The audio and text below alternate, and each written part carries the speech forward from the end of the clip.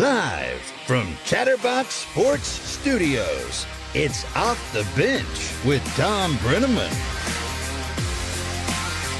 Hello and welcome to Off the Bench with Trace Fowler, as usual.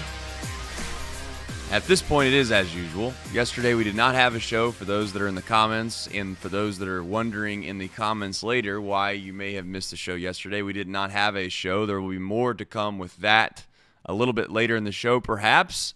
But, as always, we come to you every single day from 10A to 12. I'll give you the P. Yep, sorry about that one. That's on me. Hand up. Hand up. But it's Friday.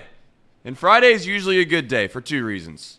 I think we'll get into a debate as to why Friday is so great. I would like to think that the vast majority of the country thinks that Fridays are great because there is not work usually the next day. I think that's probably where it came. But also, I'd like to think that maybe Friday Night Football plays a part of that.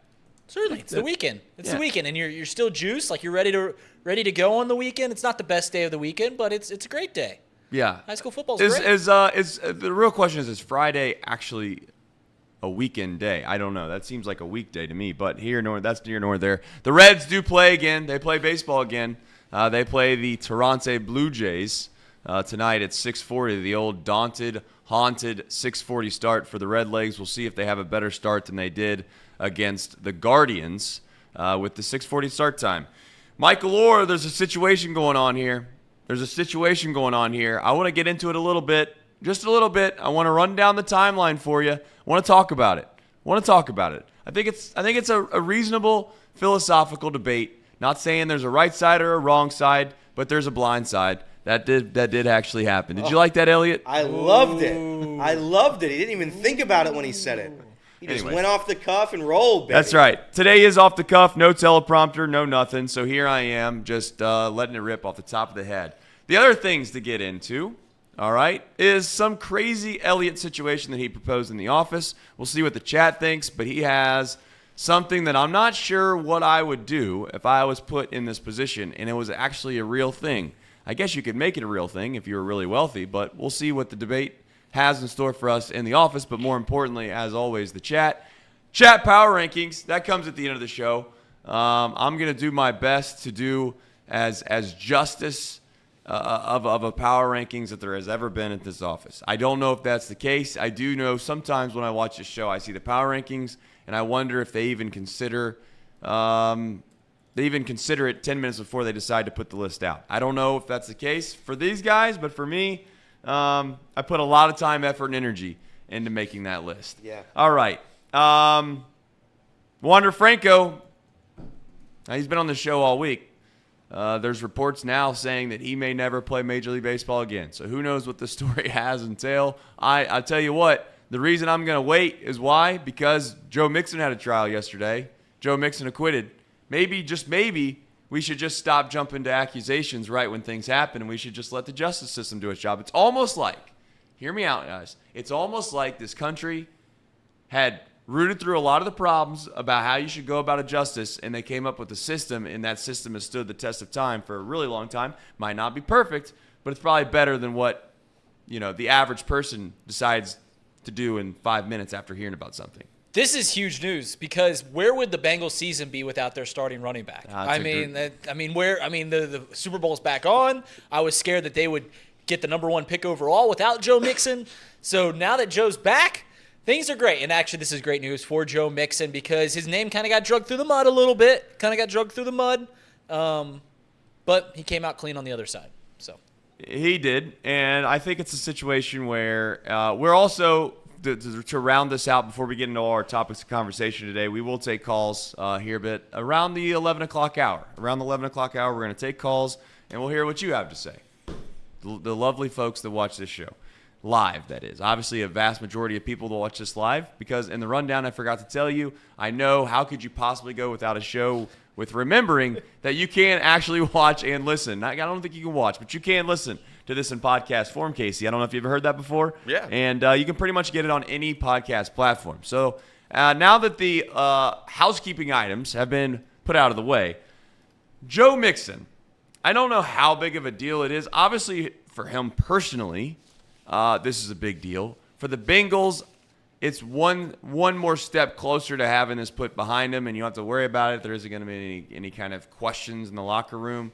Do you think, and maybe I'm underplaying this for one of the few times I might underplay something, do you think that the whole, there's this locker room cancer, or there's this thing where you have to answer questions from media members, from other players' perspective, do you think that actually matters? Do you think guys' performance on the field is affected by them having to answer like 4 or 5 questions in a locker room?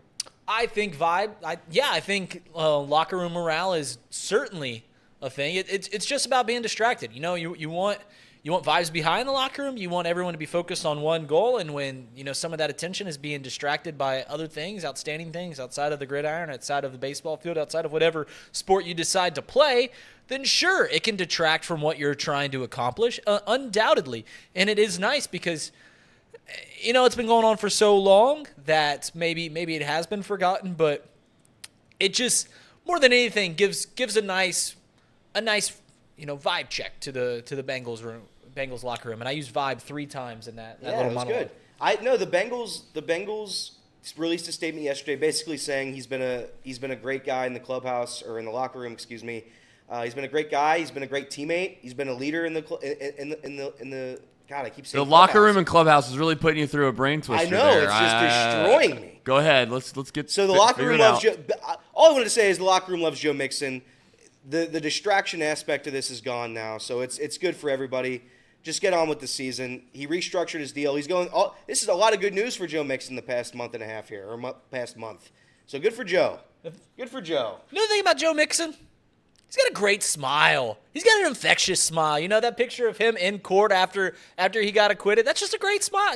He's a good, he kind of gets you happy when he smiles. Joe Mixon is that is a good point about Joe Mixon. I think that he actually has a nice energy around him. He's a guy that is very much a fan favorite, and I mean that genuinely. I'm not just saying that. I do think that he's a guy that signs autographs. Anytime you see pictures of certain players hanging around after practice, Joe Mixon is at the top of that list. He really is. And that's not a shtick. That's me being dead serious.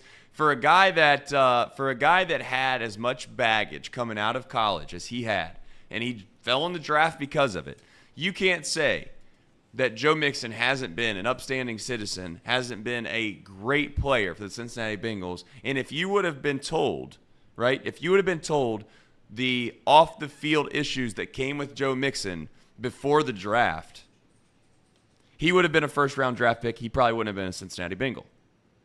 Yeah, no, there's no doubt. That's how the Bengals got him, is because these extenuating circumstances, and what happened there was terrible. But we live in America where you get second chance. America is the land of second chances, you like to think. And Joe Mixon has made the most of now, he's not a perfect man. Not saying that something won't happen in the future, but to this point in his professional career, he has been a model citizen and a model Cincinnati Bengal. And he's been good. He's been a good player. He's a very good player. He's a very good running back. He's probably a top 10 running back in the NFL. So Joe Mixon has done everything right on the football field, and that's really what I care about at this moment. So good for Joe. I'm happy to have him as a Bengal at a decreased rate. You look great in the Bengals hat. I don't think I've ever seen you wear Bengals gear. This is my first hat. This is my first hat on the show. I saw Reed wear an Angels hat for some reason, so I'm like, yeah, let's wear a Bengals hat today. All right, fair enough. We will have the golf edited. Yesterday we did not do a show. We will have the golf edited by next Thursday. That's the promise. That way you know where we stand heading into Elliott's home course. By the way, you need to remind yourself that we need to make that tee time today because they had that extinguished privilege of not being able to do a tee time a week in advance. We definitely need to remember to do that today. Okay, I'll do it. Yeah, and I'd like to walk back a statement I made. There was a statement I made about a week ago. I said I could win the Masters if I was given 10 years. I'd like to walk that one back a little bit. Maybe in about 20 years, 30 years, I don't think I could win the Masters. I watched my performance yesterday, and I won't. Again, there's no spoilers. No, we beat him down. I'm not going to spoil. He beat I'm not going to himself spoil. down. I'm not going to spoil. You're going to see the video. It's going to be very funny. But I'm not going to win the Masters.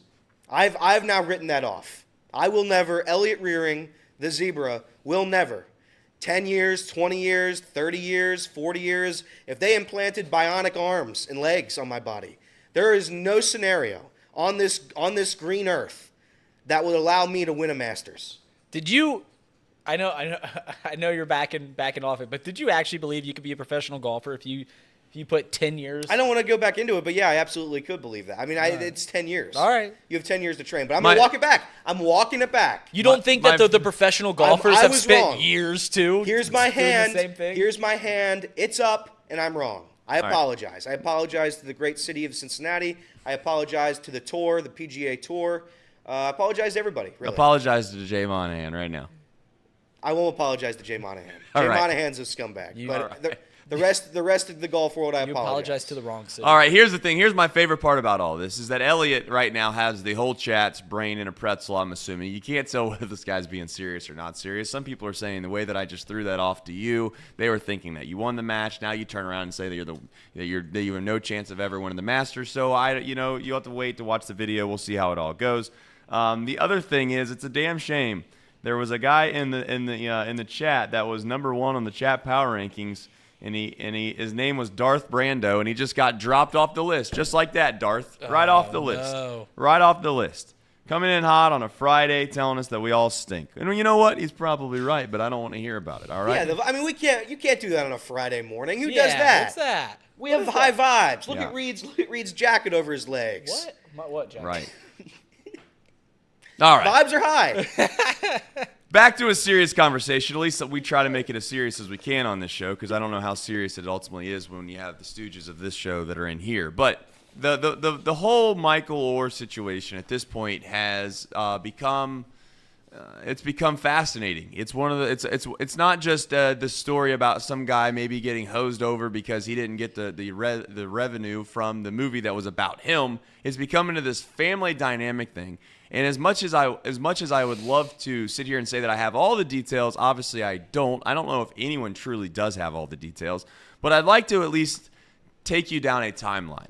I think when you try to get into a story that is really, really complicated, a timeline does a fantastic job of painting a picture of what the whole story does somewhat look like. Again, anytime, and I know that the journalists are supposed to be non-biased. I understand journalists. And again, I know the chat's somewhat laughing when I say that, but a great journalist's goal, at least, is to be non-biased.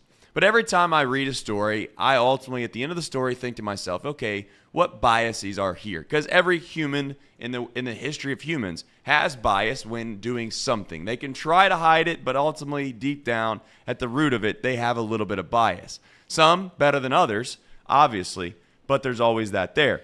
Timelines, though, usually at least tell a well-rounded story that is based in facts. So bear with me here. Again, no teleprompter. I'll just read it directly off the computer.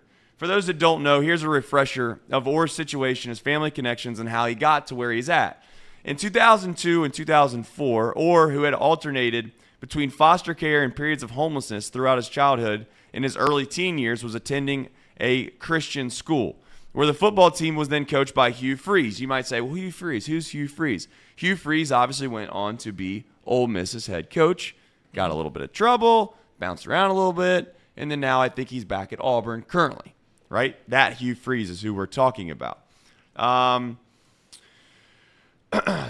There was a book that was based around Orr's thing, and he enrolled in 11 different institutions in the first 9 years of school. His academic record was abysmal. All right. He ultimately was allowed to enroll at Briarcrest, again, a school, but he was not allowed to play football or basketball based off of academics. So I think it's clear to say, it's easy to say, that he was a young man that probably didn't have a lot of off-the-field support. There wasn't a huge system there that allowed him to be successful within school, bounced around, had really, really, really bad grades. And this is where the whole TUIs came into play. And this is where I would argue there's more than just one side of the story. No matter what happens, you can have right points and you can have wrong points down this timeline. There isn't one side that's completely right here. But I just want to, again, paint this picture. Sean Tui, right, he's white, right? First noted Michael Orr, who is black. I want to make sure that those are actual facts. We all understand the baseline of the story. I think many of you probably do, but I want to make sure that's pretty clear. They were at basketball practice, and initially he offered him just lunch money. Seen him was sitting there, needed some lunch, gave him some lunch money. During Thanksgiving break during basketball practice, Sean and his wife then seen Michael wearing the same clothes over and over and over again, asked him if they could help buy him some clothes. They offered him some money. He went out and was able to buy some clothes. This was well before they decided to make the ultimate step, which is obviously kind of supporting him in a larger role. But that's how this relationship got started. Orr then failed his freshman year classes, wasn't allowed to play sports the entire year, but at the end of his sophomore year, he joined the basketball and track and field teams, and in his junior year, he was finally allowed to play football. He then started that year and spending his nights, at least 5 of them, with Briarcrest families. So this is me obviously stepping outside the box. I want to make sure clearly this is my opinion. I'm just trying to try to paint a little bit better of a picture here. Mm-hmm. I assume this young man clearly had talent, clearly was not just the average run-of-the-mill athlete, right? Pretty evident. Correct. That's where we're at right now. Right. This was a guy they all wanted. Everybody within the school system wanted him to be able to play sports. Yes, you could make the argument they wanted just to help the young man's life, but if this young man was, let's just say, 5'4", right, didn't have much of an athletic build to him, I'm not sure he's getting the same treatment as he's getting right now at this high school. Clearly, everybody is in the camp of trying to make Michael eligible to play sports. Whether you think that's true or not, that's up for you to decide, but that's at least my opinion. They did the same stuff at Elder for Elliott. That's what they say. So here's the thing. He bounced around from family to family. They were all helping support him. And then, obviously, one of those included the Tuohys. In 2005, realizing that he needed it basically significantly improve his grades if he ever wanted to play anywhere near college football. Leanne enlisted as a friend, a former long-time teacher and tutor of Orr for 20 hours a week. So the Tuohys decided they were going to utilize probably their financial resources, a friend of theirs, to tutor Michael Orr 20 hours a week, okay? Orr then decided that year, and I say Orr decided because ultimately he's the one that had to make the decision. I don't want this to sound like, oh, they decided to help him, he automatically get grades. Let me be very clear when I'm breaking all this down. Michael Orr, with an unbelievable family, a great system, might have gotten all A's and B's his entire career. This isn't a knock on the kid, right? This is just someone else that's stepping in to help him, give him an opportunity that many of us have had the liberty of having our whole lives. And the privilege of having, if we're being completely honest. His senior year, he got all A's and B's, but that still wasn't enough to boost his GPA, what it needed to be able to get into college, right? When Orr was 18, the Tuohys made the legal decision to center a current dispute. Orr says that he believes that they adopted him when in reality they placed him under a conservatorship. If the Tuohys had adopted Orr, the family wouldn't have had the legal rights to make decisions for him once he turned 18, since he would be a legal adult. But in conservatorship, the conservator controls the financial decisions for the ward. Here's the thing with that. I think that there is a reasonable, to be from a Tuohy's perspective, that's a reasonable decision to say that should be had at that point in that young man's life, because at that point, when he turned 18, I think that they wanted to still be able to have a little bit of control over Michael in the decisions that he was able to make and not make. And they were trying to make sure, for all due respect, they were trying to put guardrails up for him as long as they could until they felt like he probably had the ability to handle it on his own. Now, whether that's true or untrue, I don't know. Obviously, I did not know Michael, or I don't know what kind of responsibilities he's shown or what kind of maturity he's shown at that age.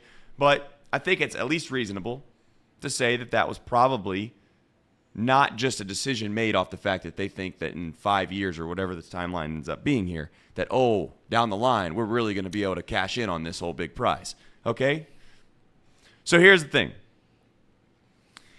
He did receive scholarship opportunities from LSU, Alabama, Auburn, South Carolina. He was first-team All-American, starting at guard as a left tackle at Mississippi. Mississippi also was a place that the Tuohys had a special relationship with. They loved Ole Miss and certainly wanted Michael probably go to Ole Miss. There's no doubt about that.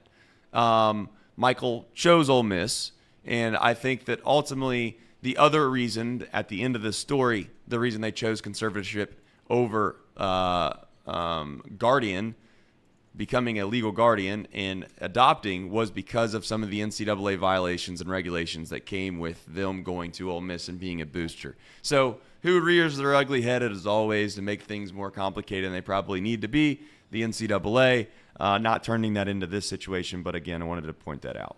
2006, The Blindside Evolution of a Game was published. It was a book. It was a larger book of how football strategy had evolved since 1980s and increased the importance of the left tackle position.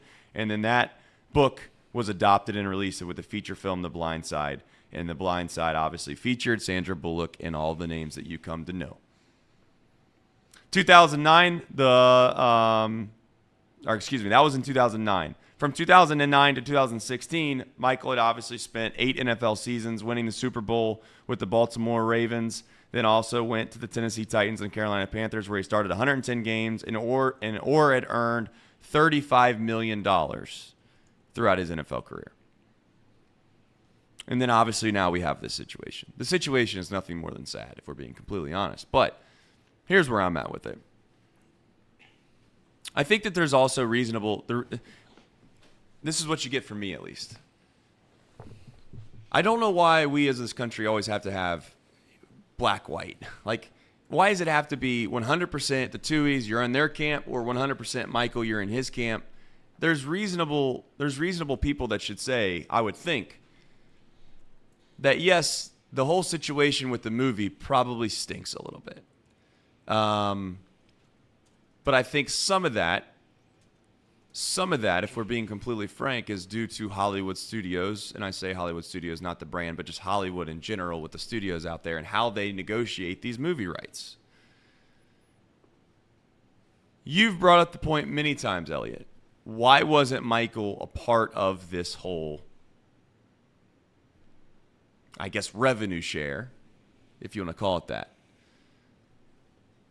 Legally, I don't know if the Tuohys had the ability to try to include Michael on their own. I would assume they did with the revenue split. They obviously had their kids involved with it, their biological kids, and for some reason Michael was not included. This sounds kind of wild, but do you think that and again, this is all this is hypothetical. This is me spewing opinions, so I want to be clear, these are not facts. Do you think that there's any chance in the world that the Tuohys basically said, hey, Michael, this movie's obviously up for negotiation. Do you want to try to negotiate something with these guys or not? Yes or no?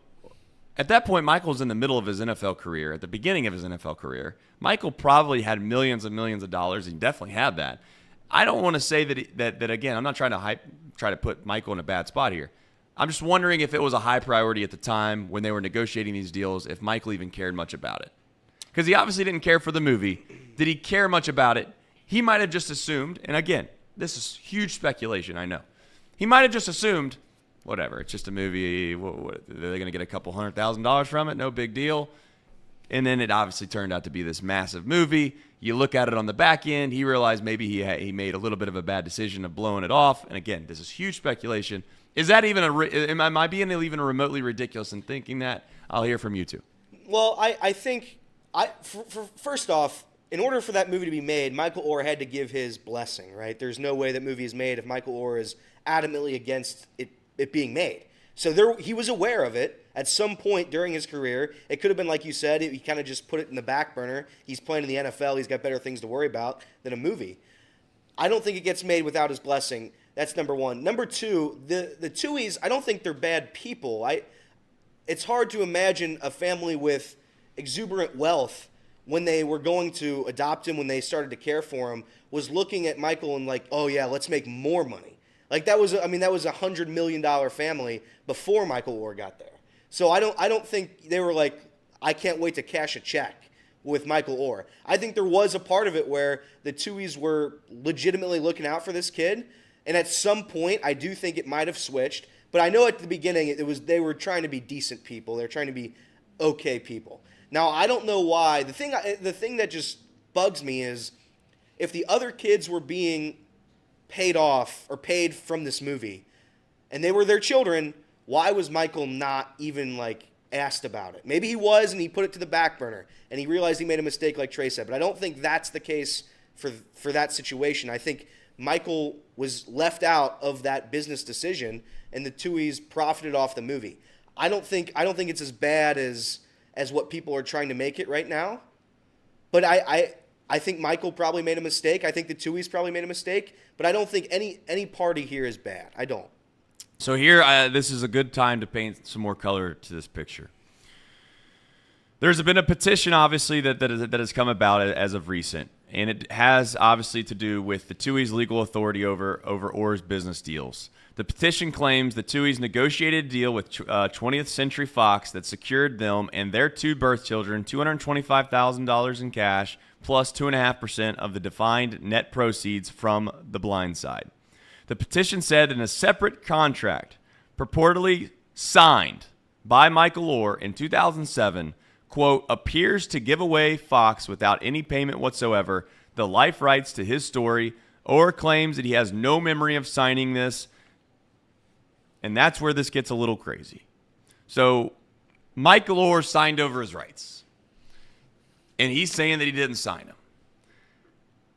Could it have been forged? Would have crazier things happened in Hollywood? Maybe. Does that have to do with the Tuohys? I don't know. I have no idea.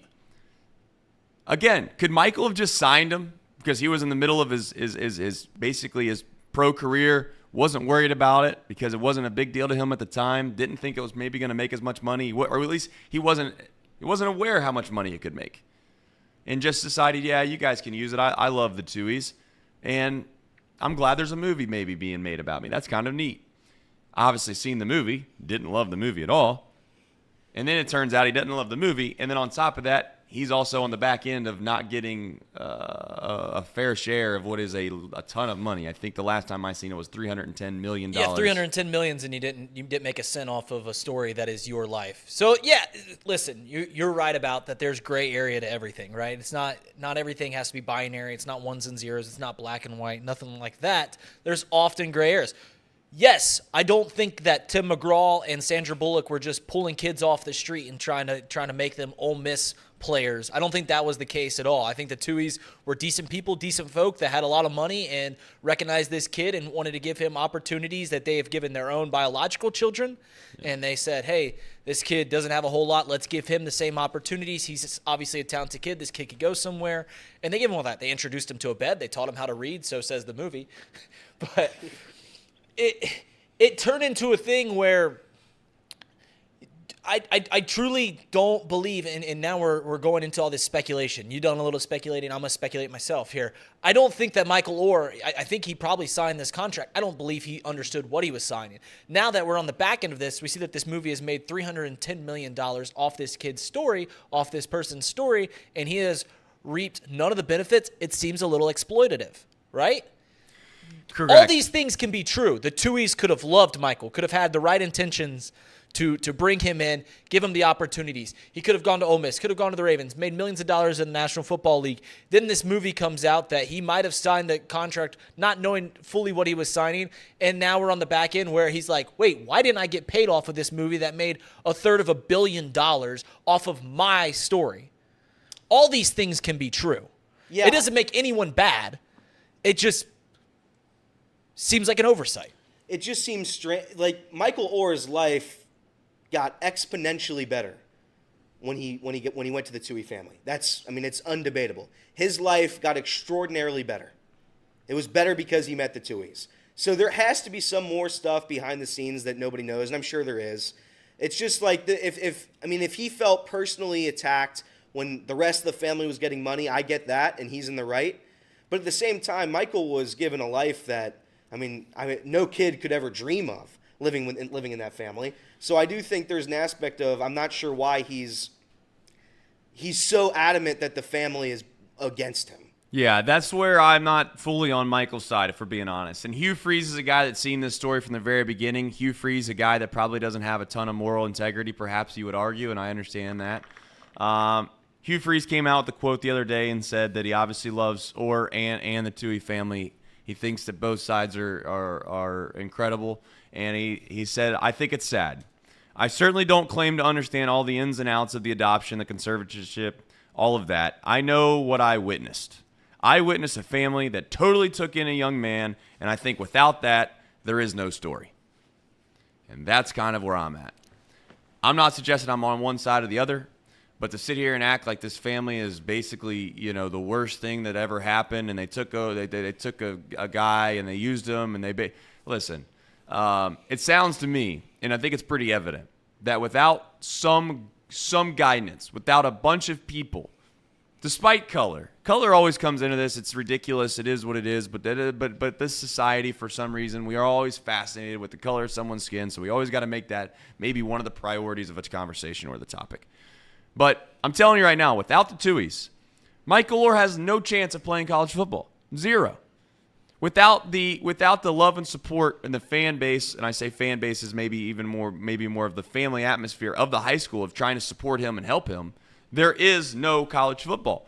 Without Michael Orr on the other side having some, at least you could say, some perseverance of deciding that he wanted to make that happen, he never goes to college. He never makes it to the NFL. Both sides have a little bit on the table, but to sit here and act like this is all just one big scam that this story or this family decided to make up, I think is absolutely, it's bonkers. He says, I know this. If Michael called Sean right now and he said, let's work this thing out, Sean and Leanne would be there in a hurry to hug his neck and tell him how much he's loved. I hope he feels that. Until you walk in some people's shoes, I don't claim to have all the answers or anything, but I think whatever happens will happen, and the facts eventually, I think, will come out. Sean and Leanne Tuohy did something that probably most families, a lot of us talk about doing, but they actually put the shoes on and pulled their boots up and got in the arena and actually did something, and I think that's admirable. So I know right now those two are getting absolutely crushed. That family's getting crushed, and I think that it's easy to jump to conclusions, but again, I'm just going to wait it out, sit back, see where this ultimately goes, and see what happens. It's a sad situation because at the end of the day, there's two families. That's how I'll end it. There's two families that have a significant amount of money. There's two families that made a lot of money. Michael Orr made a lot of money, $35 million. $35 million. He made it to the NFL. You could argue without the Tuohys, he doesn't sniff $35 million. Never even thinks about making $35 million. And on the other side, to be fair to Michael Orr, without Michael Orr, the Tuohys probably never have even close to the amount of life experiences that they've had because of Michael. So, well, hopefully they'll figure it out. And there's a nice end to this, but most of the time there's not. And at the end of the day, you know what sucks? Money ruins everything. All that being said, can we agree that Michael Orr not getting a penny of $310 million when a movie is made about him is a bit? It is, but I want to know who actually made the decision. Was it 20th Century Fox that pulled a swift deal and decided they wanted to come in the studio? I'm talking about the studio. They wanted to come in and try to negotiate with Michael, and the Tuohys decided they wanted to let Michael negotiate it himself because he was a big grown adult and he was in the NFL. That's possible. That's possible.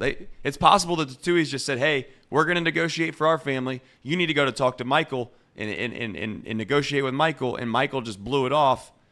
That's possible. Not saying that's what happened, but it's possible. Yeah, I mean, all the circumstances aside, it is objectively wrong that this guy didn't get a single dollar of a $310 million movie about his life. Correct. That's what makes this country great, though. You can feel bad for the guy who has $35 million, and you can feel bad for the people who have $100 million. $35 million, $100 million. I don't have any million. So That's right. I'm just going to sit here. I'm going to let the story unfold. And you got people in the chat that tell you that you stink. That's right. So there's that. Yeah. All right. Sports. Where you going? Sports. Yeah, where are we going? Sports. The Reds play. The Reds schedule is what we really want to get into. The Reds play Toronto in a 3-game series here at home. For those that don't know, the Reds have one of the tougher schedules remaining in Major League Baseball when it comes to the teams that they're fighting against. The Cubs have one of the easiest. We'll see how it all ends up. Either Reed Moss is going to be laughing at us, or we're going to be laughing at Reed Mouse, or we're both going to be sitting on the outside looking in. At least at this point, I got to remind you all, the Reds have a lot of young talent. The future is bright. No matter how the season ends, we should be thankful that it even existed in the first place. Call me a loser, say that's loser's mentality, but that's just being honest. All right, Casey has the schedule pulled up. Let's run through it here really quickly. So obviously you have the Blue Jays here, as we mentioned. They're at Great American Ballpark for a 3-game set, Friday, Saturday, and Sunday. If you have a chance, get out to the ballpark because they won't be back for a while. Then they head out to Los Angeles, a team that Reed loves and admires, the Angels of Anaheim, even though they don't say that anymore. They're Los Angeles. And Shohei Ohtani. Is Shohei Ohtani, I'm just doing the math here, Reed. Shohei Ohtani is scheduled probably to pitch against the Reds, it would appear. Wednesday is how the ESPN schedule has it laid out.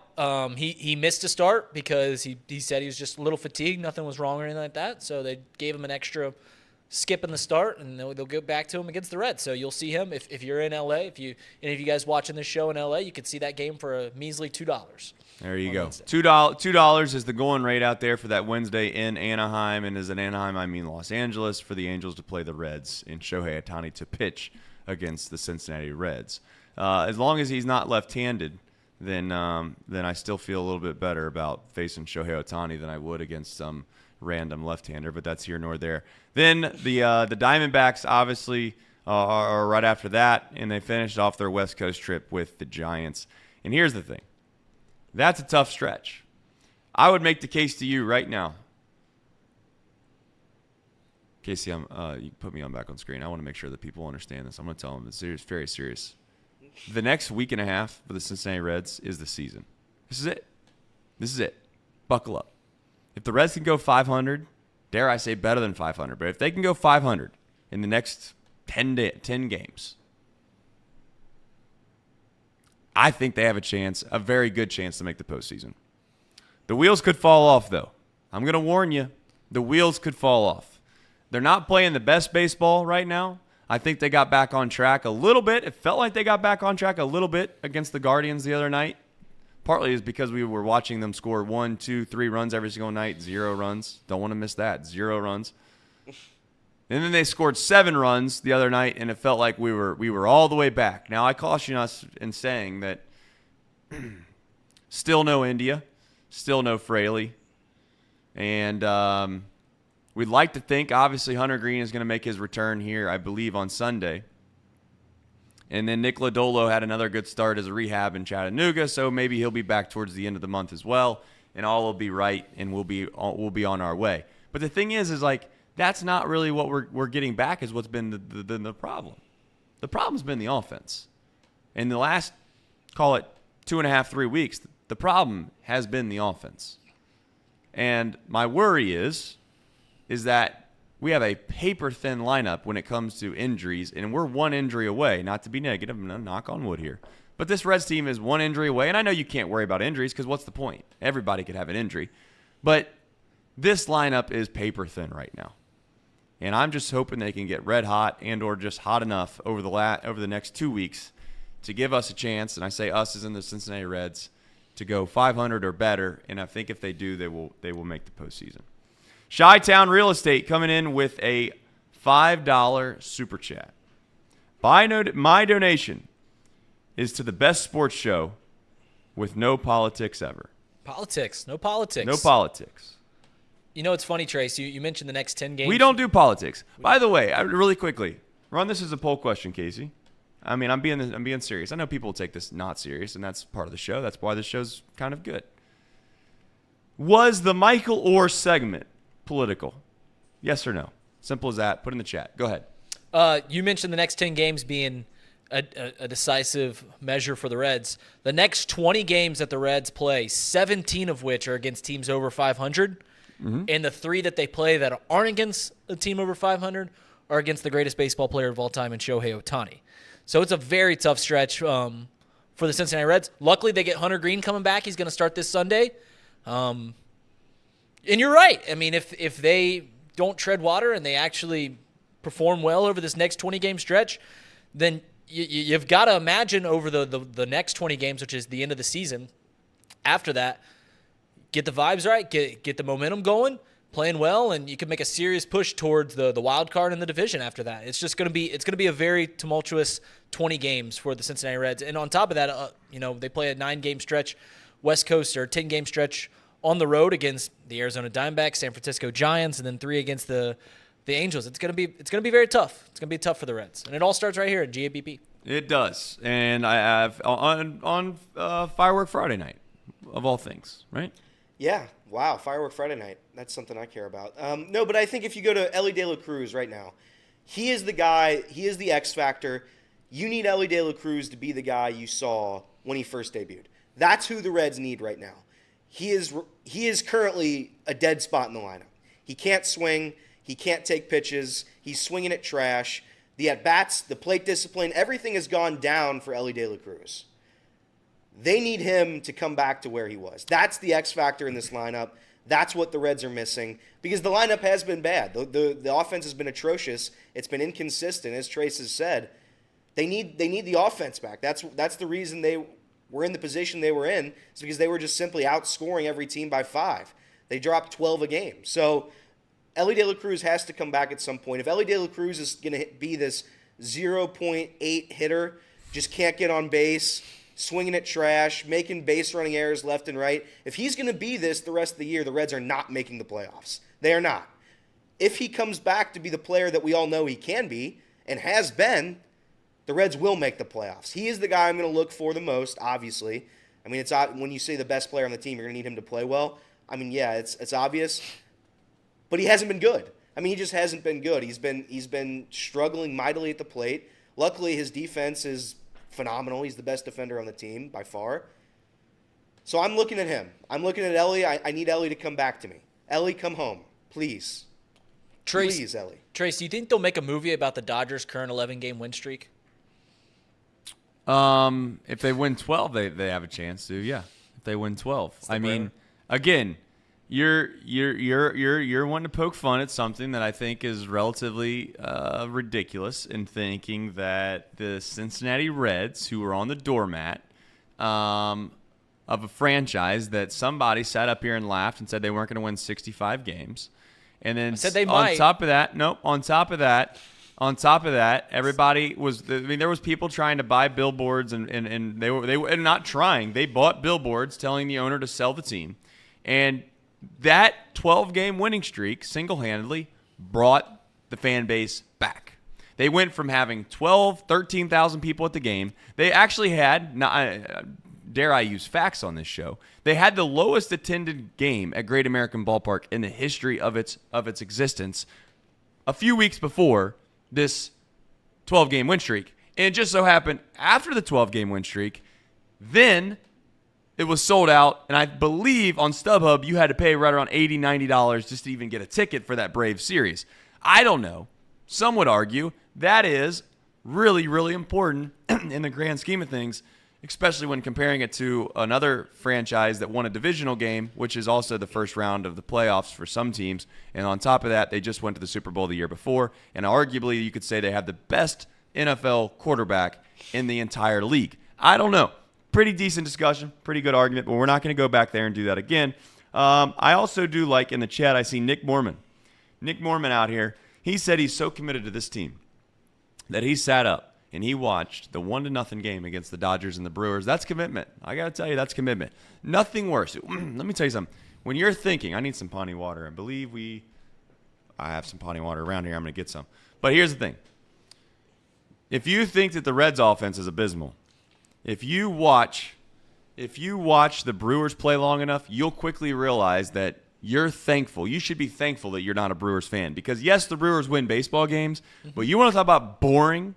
You want to talk about a team that's just abysmal to watch? The Brewers are that. I can't say that about the Cubs. I would love to say that about the Cubs. I can't say that about the Cubs. They're fun. But the Brewers are boring. By the way, the Brewers have a -5 run differential. They're negative for the first time this year, I believe. Not counting the first month or whatever, but they've been positive for a long time. I still believe that team sucks. I firmly believe it. Reed and I have had this debate now for about 2 months. I still don't trust the Milwaukee Brewers. They could do whatever they want. They could win 15 in a row. I still wouldn't buy them. They can't hit at all, period. They can't hit a baseball. They can pitch very well, but that can only get you so far if your team doesn't score any runs. You saw it in 2020, the playoffs with the Reds. If you don't score, you have 0.0% chance to win. If you have Luke Weaver coming out, you have a low percentage chance to win, but you can still win because your offense is dynamite. That's the issue. I think the Brewers kind of suck. The Brewers are not winning this division. That is my claim right now. The Milwaukee Brewers are not winning this division. It will be Chicago or it will be Cincinnati. I don't know, man. The Brewers' pitching staff is very, very good, and that's obviously where I think that they are a good team. It's more or less the brand of baseball that you have to watch on a night-in, night-out basis. And again, I guess winning is fun. Winning cures all. Winning fixes everything. You've heard the phrase. You've heard the term. But my goodness gracious, if you had to watch the Milwaukee Brewers play every single night, they are, for lack of a better term, I keep saying it, they are the worst team to watch in Major League Baseball. But here's the issue, Trace. They played the hottest team in baseball last night, pitched as well as they could possibly pitch. They lost 1-0 to the Dodgers. 1-0. And again, the Reds are accustomed to being shut out on the year too. But losing 1-0 to the Dodgers, that's as good as you can play if you're the Brewers. That's their ceiling, is what they pitched against Los Angeles. They lost the game. They made 2 big acquisitions to help bolster their lineup. That was Carlos Santana and Mark Canha. Both are hitting terribly.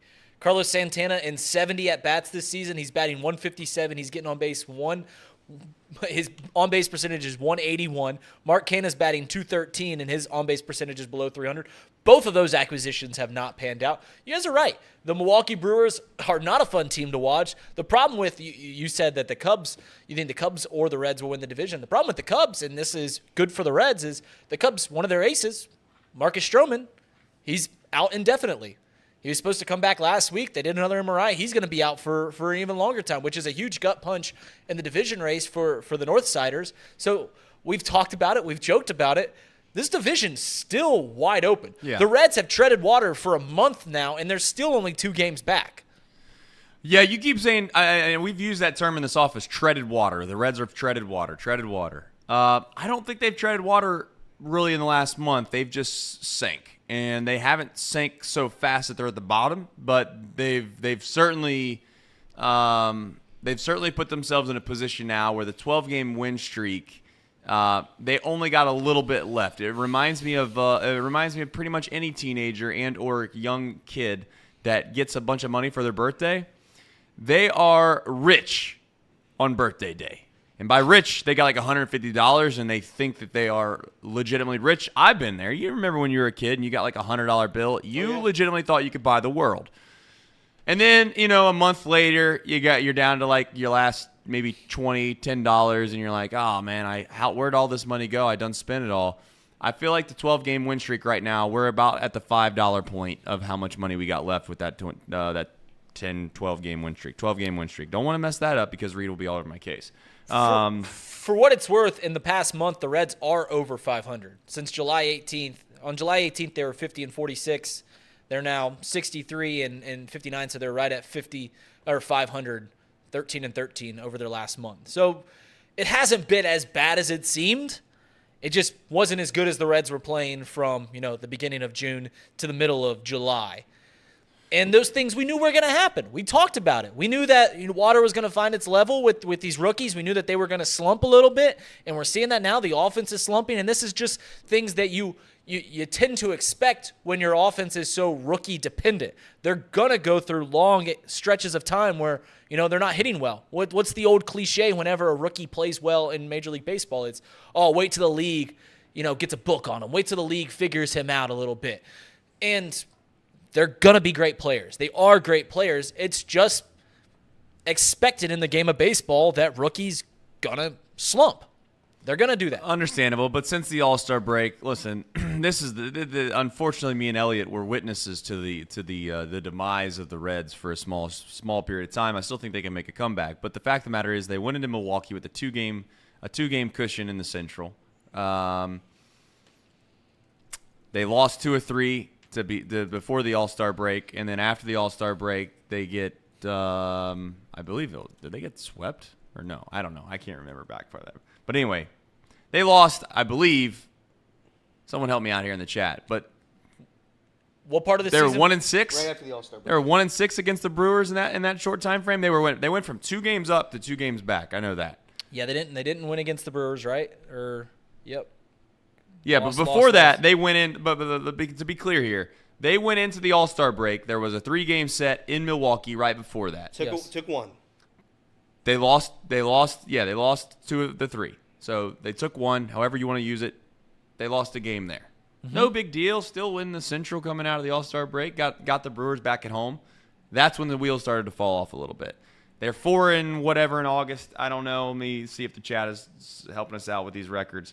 But nonetheless, Big Mac says they're 4 and 10 in August. 4 and 10 in August. Just not good. Here's the good news, and I mean this. They're due to get hot. Ellie De La Cruz, it seems impossible for him to be this good of a baseball player and play this bad for this long. And what I mean by that is, as soon as his mind gets right, as soon as Ellie stops pressing, and that's a lot to say about a rookie, but as soon as Ellie just relaxes and plays and doesn't let just what he's supposed to be get to him, that's the real problem with expectations sometimes. Is like, what's the old phrase that I heard of kind of like poison? You know, poison's only bad for you unless you swallow it.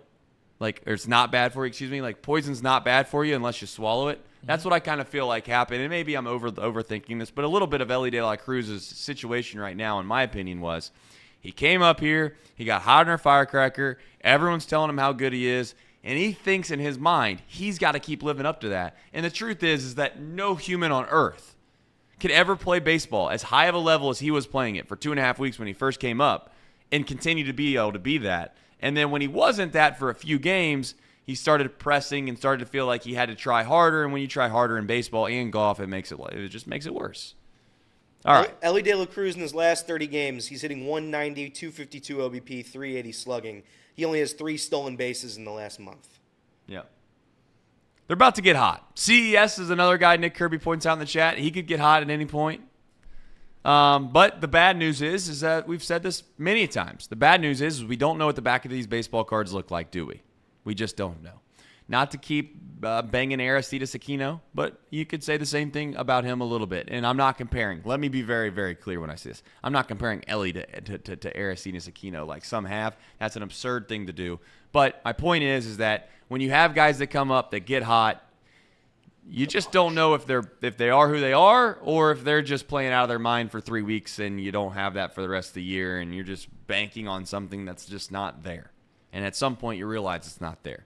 Unfortunately, it's usually like 2.5 months late that you realize it's not there. Listen, Ellie De La Cruz was the number 1 overall prospect. Go look up the list of recent number 1 prospects over the last 15 years. A lot of good names on that list. There's not many duds. Ellie De La Cruz is going to be a fantastic ball player. Right. Yep. All right. We're going to take calls. I know that is one thing we're going to do. And while Casey's working on that, Casey, here's one thing I do want to do. I mean, people are probably wondering, is Casey even in the studio?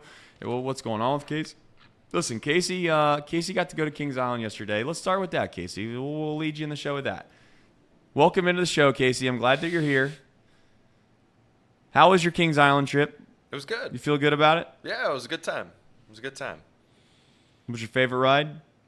Orion was cool. I think that was the first time I rode Orion. I hadn't been there in a couple years, so got to ride all the new rides before I had to leave a little early to go pick up my wife. But it was fun. It was a good time. There's one thing I want to say, Trace, about the Reds, since we're going to just stick with the sports conversation here for a little bit. Of course. Sports. September is just so easy. I just can't. Casey. It's just so easy. I can't see how they don't win 20 games in September. I really don't. I Put it up there, Casey. Let the people see it. I mean, look at their schedule in September. They do end it after that 20 games, 17 of which are against teams over 500, which ends on September 6th against Seattle. From that point forward, I don't think they play a single team over 500 besides the Minnesota Twins. And it's the Twins. At home. I mean, I'm not worried. I'm not worried, guys. I had this whole conversation on my show on Friday, and so far it's looking like it's on pace. So Yeah, far. but your on pace was the Reds losing 7 of 9 series, and the 2 being splits. No. It's Yeah, not. that- that's yes, not, yes, that's yes. Not it. No. Listen. The Reds will be fine. The Reds are just right now in a little bit of a rut. Ellie's gonna find his bats again. September's minorly easy. He's gonna figure it out. Anyways, Trace. Yes, I'm here. I You got a question? Yeah. Is there something in there? I was about to just turn and look at you. I haven't worn this helmet in a long time. Oh, is that what it was? That's what I think. I think that could be it, guys. I've not worn the helmet in so long. It could have been that this thing right here is the key. Every time I wore this, it just seemed like they just kept winning. All right. Well, we need it. The Toronto Blue Jays are getting healthy at the right time, the wrong time for the Reds. Shout out to the Blue Jays. I think they're a pretty damn good team. We'll see if we're able to keep up with them this weekend. As I said before, just tread water. For the next 10 games, just tread water. I'll take it right now. If you said, hey, can you go 500 over the next 10 games, I'm taking it. I really don't know if the NL wild card, if we're being honest, the last team that gets in the NL wild card, I don't know if they win more than 83 games. I don't think that they do. I think the wild card winner, the last spot into the postseason, is an 83 game winner. I do. And I think that it's a matter of, for the Reds, like you just said, Casey, you're on it. If they could just tread water to get to the back half of the September, give us 3 weeks left of September with 1 game back of whatever you want to call it. I'm still not giving up on this division either. I mean, this division, again, we just said it. I don't know if we should be all that worried about Milwaukee. They've had some struggles in years past of playing good baseball down the stretch, and then obviously the Cubs. The Cubs are hot right now. It's a matter of whether or not the Cubs are going to come down from their high, or if they're just going to ride that all the way in throughout the rest of the year. We'll see how it goes. Cubs over the last 2 weeks are playing 500 ball. They lost a series against the Mets. They won a series against the Blue Jays. Then they split with the White Sox. So they're 4-4 over their last 8 games. Yeah. You made a face when I said that the Brewers have had some struggles of recent past of playing good baseball down the stretch. Was that just me overthinking that, or did you actually want to rebuke that statement? Yeah, no, the Cubs back like in 2018 and 2019 were leading the NL Central going into September, then fell apart one time against the Brewers. They lost like a 7-game lead on the division in the final month, and the Brewers came back. They won game 163 in Wrigley. That was when Christian Yelich won the MVP. That was 5 years ago. But this is still similar roster makeup. They've typically played all right in September. Series prediction, Trace? Blue Jays? Series prediction? Yeah. My series prediction is they win 1 game. That's also mine. 1 game. Reed? Series predict tonight's a tough matchup. Jose Barreros versus Brett Kennedy. That's a tough matchup. You get Hunter Green back on Sunday, making his first start against Ryu, who has been fantastic over the past few years. Then you got Brandon Williamson, who's pitched great against Chris Bassett. Yeah, they win 1 game. Right. Casey? Yeah, I mean, on my prediction, I have this series 1 and 2. So. All right. There we go. 1 game. That's all. That is that high? Is that high expectations in this office? I don't think they are. I think we should get 1 game. All right. As always, you can call into the show during that time, and as we're building up callers if we have any. Here's the thing: you had a proposition that you wanted to make to the chat and to us in the office. Yeah. And I want you to do your best, at least as good as Elliot can. Explain what the rules are. We're going to probably pepper you with questions, and then we'll make it the chat poll question of the day outside of the political question just earlier, which I don't know. Did we get a poll result of that? Or I have not. All right, 56 just ended there. Yeah. All right, so we did a good job. 70% of the people thought we were kind of being realistic and not making it about politics, which is good. I don't really want to get into that on this show. It's not fun. It doesn't get us anywhere in life, I don't think, to be quite frank, but that's here nor there. All right. You have a fun proposition. We're going to make it the chat poll question of the day, whether you would do it or not. Go ahead and hit us with it, Elliot. Yeah, okay. So there's been a lot of talk of golf on this show. Here's one for you. Let's say a wealthy billionaire comes up to you, right? Let's say Mark Cuban. He's bored on a Saturday evening. He comes up to you and says, all right, you have 24 hours. You can pick a par 3 on any course you want. If you get a hole-in-one on that par 3, I will write you a check for $1 million. If you can't do it in a 24-hour time frame, you have to pay me $10,000. Would you do it? You have 24 hours. You have unlimited golf balls during that span. You have lights during the nighttime. Would you do it? Would you try to do it? I would say yes. I would try to do it. So we're paying $5,000. $10,000. $10,000 for a chance to win $1 million? $1 million. So 100 to 1 odds, $10,000 investment. You get 24 hours, as much as you can hit in that 24-hour span. I don't think I want to do it. It's too much risk. Too much risk for me. Make it $1,000 in the end. I'll try it.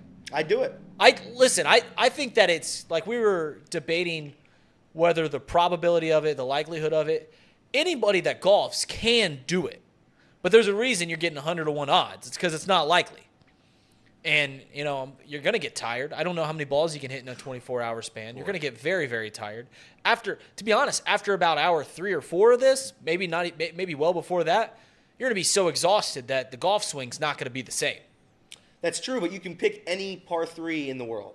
So you can pick a 98-yard par 3, a 70-yard par 3. 70 yards. I mean, that's where this thing has to have some No, parameters. it's not. Is there a legitimate golf course? But this is what I'm asking. You have 24 hours to make a shot from 70 yards. Would you pay $10,000 to win $1 million? That's the same debate. It's the same debate. I would say yes. You can pick. Zach Richardson asked, "How far is the hole?" It can literally be as long as a regulation par 3. If it's on a golf course and it has a yardage officially, you can play that hole. If it's 70 yards, it's 70 yards. So you can go to the south. You can go to the north trace over at Fairfield. The can't be par 3 course. Like it can't be a par 3 course. It has to be on a par 72. It can be a par 3 course. So there's some par 3 courses where like the holes are legitimately 70 yards. Oh yeah, could you do it? Yes. I'm taking that 100 times. Okay, well then he takes it. 100 times out of saying. 100, I'm doing that. 70 yards is just, to Reed's point, you're going to get tired. There's no doubt about it. But I'd take an hour break, get some peanut butter and jelly sandwiches in you, and go right back at it. If somebody, this is the other question that I had earlier that was off air. If somebody who had like a, I guess a green squeegee or something to be able to just clear all the balls off like every 5 shots or something like that, by all means, I think that you could say that those odds are way too low. I think that it's much better than 100 to 1 if you get 24 hours. How many shots do you think you're getting off in 24 hours? Let's break that down a little bit less. I think you could hit 100 balls in an hour. You can hit well over 100 balls in an hour. I think you're going 5 shots a minute. That's 300 shots. 5 shots a minute to me feels like you're rushing the shots. I guess you're going to get very tired. Are you quantity over quality? I would go through my pre-shot routine a little bit, but like I would not be just like rapid firing, smacking golf balls as fast as I can. I would take my time and try to hit put a good swing on it. So but to answer your question, any golfer, I think it would be in their right mind to take the risk because I think the odds are in your favor in that point.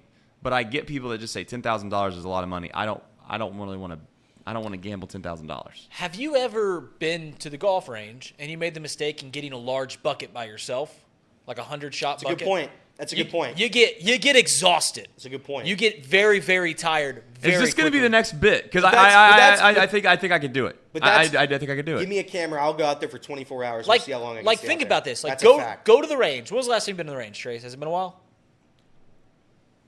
The range is a little bit different, though, okay, because you're trying to hit it as hard as you can. No, but you're max effort each shot. They have holes at the range, right? Do this yourself. Go out, get 100 balls. I don't know what a bucket costs, but you get very, very tired very quickly hitting those 100 balls. I don't think that after shot 300, your swing is going to be worth a damn. I don't think it's going to be worth a damn. But if it's 100 yards out, 100 yards. If it's 100 yards downhill, I don't think it's going to matter. I think you could take a putter out there, give it a whack, and you'll have a chance. Go to the range tonight. One with the holes. The one in Fairfield has holes out there.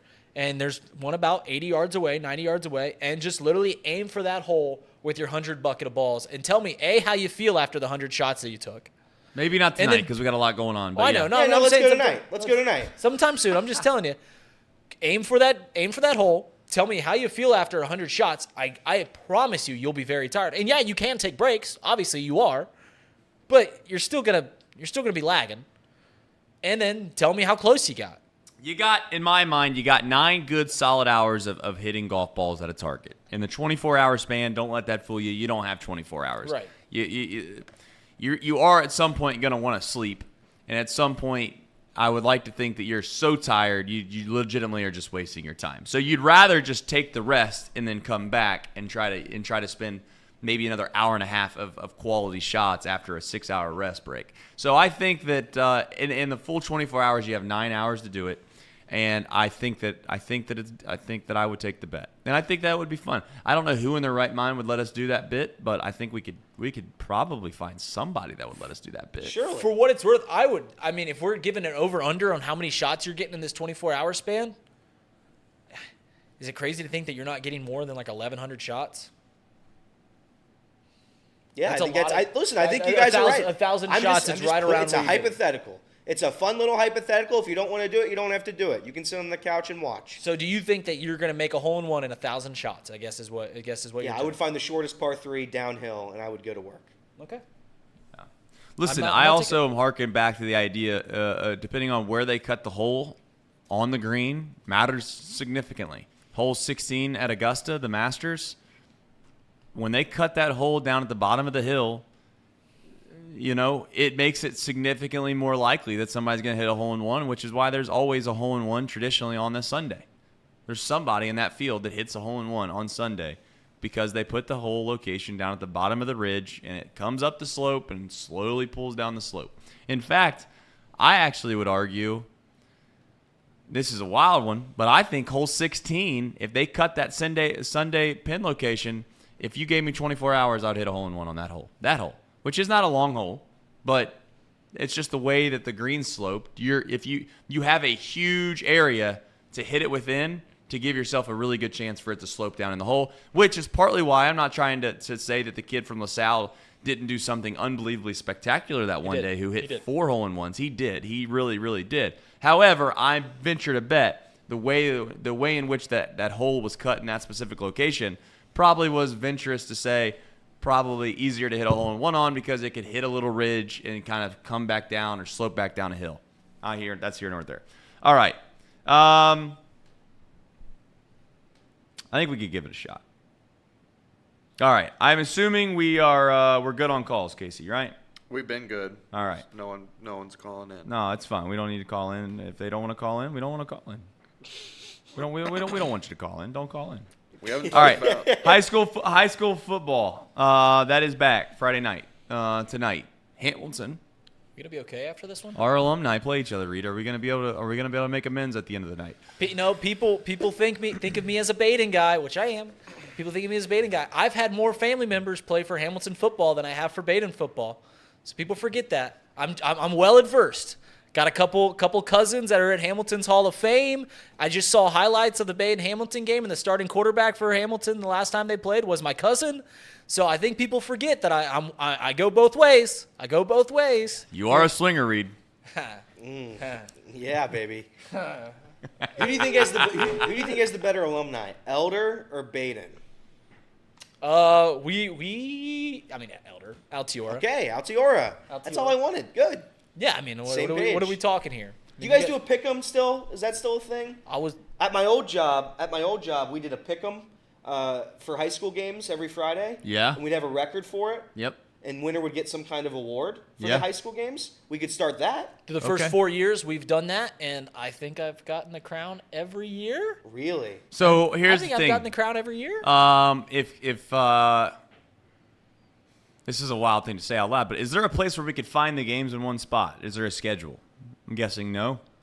Oh, there has to be. Do you want me to drum up? Do you want me to drum Here's up what we'll some do games? on this show. Here's what we'll do on this show. I know many of you maybe could care less about high school football. We're not going to spend a ton of time on it. I get it. But I do want to say this. For those that have probably understood where Chatterbox heritage come from, where essentially the bloodlines of Chatterbox come from, much of it points directly back to Friday night high school football. We have obviously grown over the years. We've had to make decisions on where we spend our time, effort, and energy on. And the truth is we only have so many employees, full-time employees, at this company. The chances of us doing what we used to do in the past, of doing 8, 9, 10 games on a Friday night, quite frankly, were unrealistic. They are unrealistic. And this isn't like, I'm not kidding you when I tell you this. 2 years ago during COVID, me, Reed, and Sean, and Elliot. Elliot was long forgotten. I forget that Elliot was a part of it. Elliot, I was there. Elliot, I was there. You tried to discredit me. I was there. I was a part of the 2020 season. We had so many people. We had so many people working for us. Which brings me back to my point. These days on Friday nights, we took great pride in them. But when I tell you Reed, we're being honest here. This isn't a bit. We started our mornings off probably around 7 a.m., right? We would go around to every high school. We'd set up the broadcasts. We'd have to set them up because guys like Elliot, who we loved and endeared and we appreciated, we didn't want them to have the burden of having to set it all up. So guys like Elliot at the time would go out and they would help us cover these games. And when we were managing every bit of probably, 40, 45 independent contractors. Yeah. Freelancers. Elliot was a part of those freelancers, independent contractors. And when I tell you our night would not end until probably 1 in the morning, it would end at 1 in the morning. And that was, in essence, hell on earth, if we're being completely honest, when you peel back the onion of what it was and what we got out of it and the realistic nature of us being able to sustain that. Did we want to get out of high school sports? No, we don't want to get out of high school sports. But some of the variables that came about, it required us to try to make a really unfortunate decision, which was, what is it that we need to do at Chatterbox to make this a viable organization and company? So we had to scale back our coverage of Friday Night Football. We're still going to cover Friday Night Football, but nowhere near the amount that we had done in the past because, quite frankly, it was unrealistic to sustain. And when you look at it from a financial standpoint, asking our guys to put that many hours into something that doesn't yield really a whole lot financially in return, it just wasn't going to be able to be something that was sustainable. Now, having said that, we put a lot of time, effort, and energy into shows that are coming up. You have Chatterbox Bengals, which is later tonight. You also have Chatterbox Reds. You have this show. You're going to have more shows that are right around the corner. I think next week we're gonna announce the addition of a couple more shows. Maybe for those that love high school sports, maybe I can see a timetable as to where if we get our feet underneath us, kind of the walk before you run model. If we start to feel like these shows are relatively straightforward, we're able to kind of produce them at a relatively high level, which I would argue we're not doing now significantly. But let's just say we feel like we got it. Maybe we do go back to doing 4, 5, 6 Friday Night Football games again next year, if we're capable and we feel like we have that underneath our belt. But I don't know if I just don't know if that's going to happen. We'll see. But it has nothing to do with the fact that we don't want, to be a part of high school sports. That's a huge onion that I don't feel like peeling back today.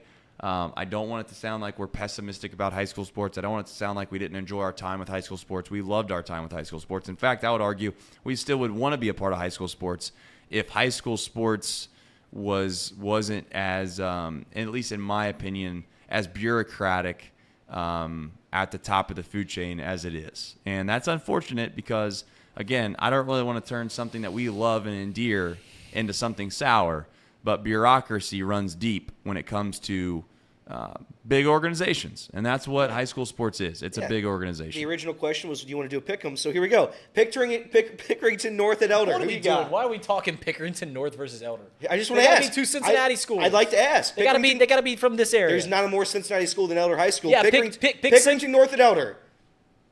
I mean, what are we doing? I'm gonna pick Elder. We're not. I got.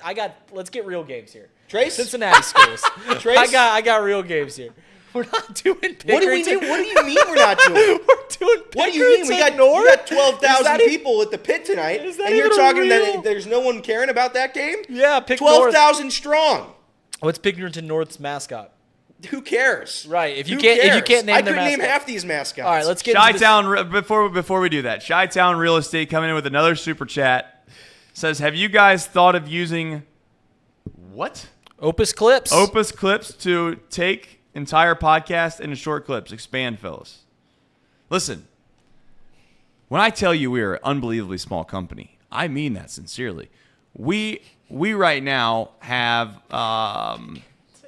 expanded the bandwidth as much as one possibly can with the amount of people we have in the building. There's going to be, when I say a breaking point, I don't mean it's not a negative thing. It's actually very positive. There's a breaking point of what we decide to do with this company. Do I, and I say I as in us at Chatterbox, do we decide that we need to take on venture capitalism and actually just go for it? Because that would ultimately, I think we have talented people. I think we know what we're doing. Do we want to take on millions of dollars and be able to get as many resources and as many people possible on this ship that is Chatterbox and take our productions and take what we do already to the next level? Problem with that is you take on venture capitalism, the dynamics of an office, the dynamics of a building plan change significantly, right? I'm no stranger to what Barstool Sports has done. I've paid attention to what they do. Is it possible to go the way that they went? It may be possible. There's a huge success there, but they were 10 years in Boston before they got to that point. We've been doing this for 3 years. So sometimes I harken back and I say, you know what? Let's relax a little bit. Let's make sure that we stay true to ourselves and what we want to be instead of just chasing some big conglomerate organization that many people think that we want to be. I don't know if we want to be that. We might just want to be a small business for the rest of our lives in Cincinnati. That might be what makes us the most happy. I don't know. But as far as the question about the clips, I know that sounds crazy, but I'm going to say this out loud. Right now, if you're interested in being a part of an organization that I think is intelligent, that I think is on a very high trajectory, then the best chance you have is right now to send us an email and say, hey, I want to be a part of this. I'm willing to help. How much money we have right now to pay people? I'll be honest, it's not a ton. However, you can get your foot in the door. You can help us grow. I think this is a rocket ship. I know it's ours. I know I'm biased, but I think this is a rocket ship. I think it's a rocket ship. It's just starting to take off. I don't even know if it's taken off, to be honest with you. I know Tom's a big part of this. I know people love Tom, but I'm telling you, Chatterbox Sports can be much larger than just off the bench. It can be much larger than just Chatterbox Reds, than just Chatterbox Bengals. It can be the sole place that you want to come to for Cincinnati sports content. Because I think we have enough talented people in this area, in this region, in this organization already to be able to be that. And some maybe say that we're already there. I don't think that's the case at all. But I look around at the landscape and I'm telling you, if you think you can help us, we are sponges. People send us messages all the time. You think I'm crazy? I'm not. We get a Twitter DM saying, hey, I think I can help with your socials. I'm like, okay, fine. Let's see if you can help us. Now, obviously we do a little vetting. I don't want to make it sound like we just let anybody come in here. But once you hire Elliot, then everybody thinks that, and they might be right. What do you think, Elliot? That's a nice jab there. Nice jab. Yeah, I didn't like that, but okay, here we go. Let's hire somebody. Let's hire any scrub, any bum, right off the street. I'd argue I had a decent job before, credibility-wise, obviously not pay-wise. Shout out, I won't shout him out. But I wasn't paid very high. If I'm gonna be honest, I'm getting paid more now. Nobody in this industry gets paid high. That's true. No, that's true. It's like the 1%ers, the Colin Cowherds of the world. They make everybody think that it's such a glorious thing. However, I will say, and that's not that it's not glorious, but you know what it reminds me of to make this go full circle, and we'll get back on track. Yeah. It reminds me of a guy like Tiger Woods. Makes the game of golf look really, really, really, really easy. Might venture say it makes you think that you can win the Masters, and the truth is that's just not true. All right, go back over to you. So guys. we're gonna go back to the sports. I'm gonna keep track of it on my computer right now. Okay. How many games are we gonna do? Want to do 7? I'll just throw them out. Let's do 7. Let's pick 7 games. Elder versus pick whatever. I don't even know their name. No. We're not doing Elder. If you're not gonna count a game in Cincinnati, then what are we doing? Then they got to be 2 Cincinnati teams. Hamilton's not Cincinnati either. So. They got to be 2 Southwest Region teams. I don't know what we're talking about here. All right. All right. You want game number 1? Yeah, read a game. John Kitna's debut as the head coach of the Lakota East Thunderhawks versus Kirk Herbstreit's alma mater, the Centerville Elks. You taking Lakota East or Centerville? Lakota East. You're taking the Thunderhawks. They've got a great quarterback, Kitna's son. Give me Lakota East in that one. I'll tell you this right now. I seen East play last year. They were not very good. They were not very good. And they were not very good. They were not very good. So I'm going to go with Centerville. All right. Casey? Yeah, I'm taking Centerville. They were not good last year. Okay. All right. Next game? Next game, we're going to go Coleraine at LaSalle. It is at Lancer Stadium. It is to Cincinnati. LaSalle's not even Division I. What are we doing? Keep it going. Don't listen to this. I mean, if we're not going to do Division Ones, you're going to hate this list of teams. Yeah, Here. no wonder. The Coleraine at LaSalle. the biggest Lancer. name you just laughed at. It's a Friday night at the Pit, and we're just passing it on. Go ahead. What's this? Coleraine versus LaSalle. I'll take the competent school in Coleraine. Oh, okay. That's a bad pick. Give me the Lancers. I'll take LaSalle. Yeah. LaSalle. Coleraine is not what they used to be. It's fine. At least they're Division I. Casey? I guess I'll take LaSalle. Okay. Trace took LaSalle too? Yes. Great. Another big game between the GWalk and the GMC. We got Fairfield traveling up I-75 to play GMC. Wayne. So we got Fairfield at Wayne. Fairfield at Wayne. That's a game more relevant than Elder. Fairfield at Wayne. You look at me in the eyes and tell me Fairfield Wayne is more relevant than Elder. Pickerington Central is not from Cincinnati. I don't know what you're not getting about the competency. Where's Wayne? Wayne's Southwest Ohio. My apologies. Wayne's from Dayton. Let's do this. Can I make amends here? This is the leader of the Where's show coming Wayne? in. I mean, This is the leader of the show coming in. Wayne is in Dayton. Okay, It's where Braxton Miller went. It's where Braxton Miller played. They're really good. Huber Heights is actually the name where they're from. Huber Hal Heights. Rudolph played Wayne. at Elder. However, let's do this.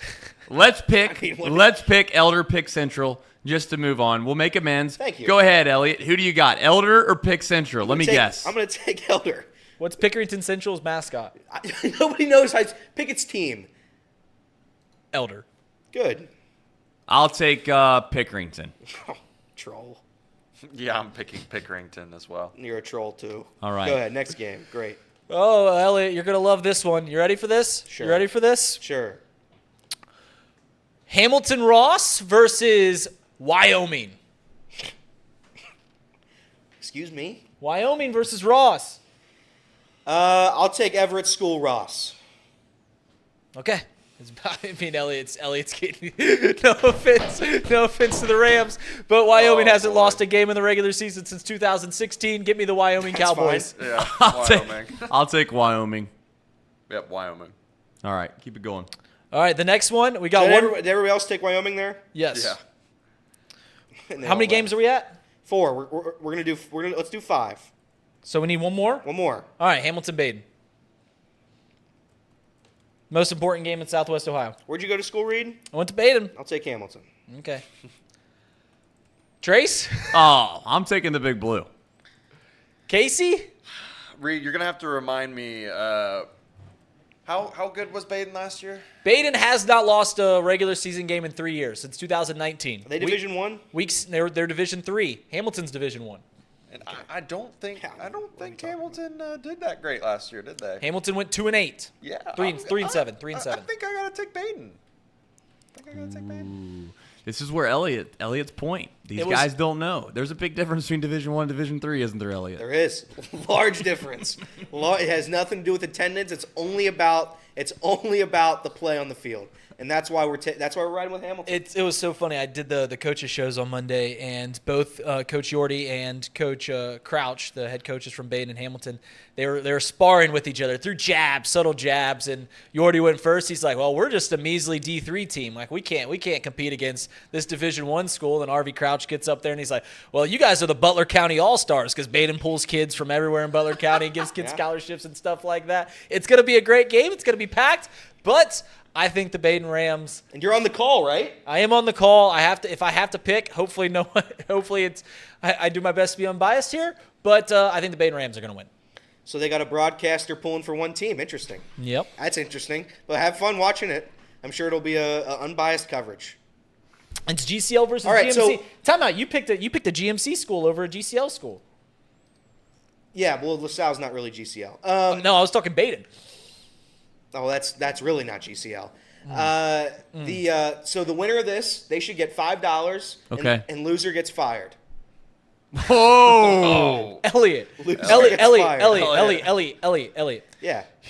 You made like 3. I mean, on the 3 easiest picks we gave you, you made the wrong way. This isn't college football, brother. I mean, anything can happen. Any given Friday. Any given Friday. Elliot. Elliot. Please say that the loser doesn't get fired. I just need you to say that. Okay. Loser has to put $5 into a pot, and then at the end, whoever wins the most, they get the pot. Okay. Okay. That's better. All right. How many more games we got here? That was That's it. it. That was it. Okay. That's 5. All right. Because that segment was going to get real bad real soon. Yeah, I mean, we were already at the end of the line of that segment, so we were there. I'm glad to see that you made it really high stakes really fast. We had to talk you down off that ledge because at this point, I'll be honest with you, as much as we give you grief, Elliot, I don't want to have to fire you because I mean that's where we were headed. That's where we were headed. I listened to a few of your picks over there. You know, we'll see how it all goes, but you're going to be about 3 games back right off the rip. It's hard to gain ground. I've done this long enough. It's hard to gain ground in high school football. There's not that many games where it could go one way or the other. You said this isn't college football any given Friday. It's not any given Friday. I've seen enough high school football. Maybe the kid got grounded this weekend. No, we don't know. Nope, that's not how it works. Grounded. Listen, I mean, if you want to cut to the chase, Lakota West, Elder, Oh, we forgot the Lakota West St. St. X. X game. Lakota West St. X game should have been picked. Lakota West St. X. No, don't give them any more credit. Okay. All right. Well, one of those teams will win. But my point is likely. that or Moeller, one of those 4 teams will win the region. They'll go on. They'll play for the state championship, and that'll be that. That's the parity that is high school football. There isn't any parity in high school football. Not sad, but that's the truth. All right. Got some X slander on here. It's going great. Chat's doing great. All right. I'm doing chat power rankings. Not right this second, of course, because we're not at the end of the show. But I got to tell you, there's some people that are in the chat that might be surprised to be a part of the chat power rankings. Because unlike these fools, I spent hours on this. I spent days thinking about it. I was notified I was doing chat power rankings on Wednesday, and I thought, you know what? All week, that's been top of mind. Who deserves to be in the top 5 of the chat power rankings?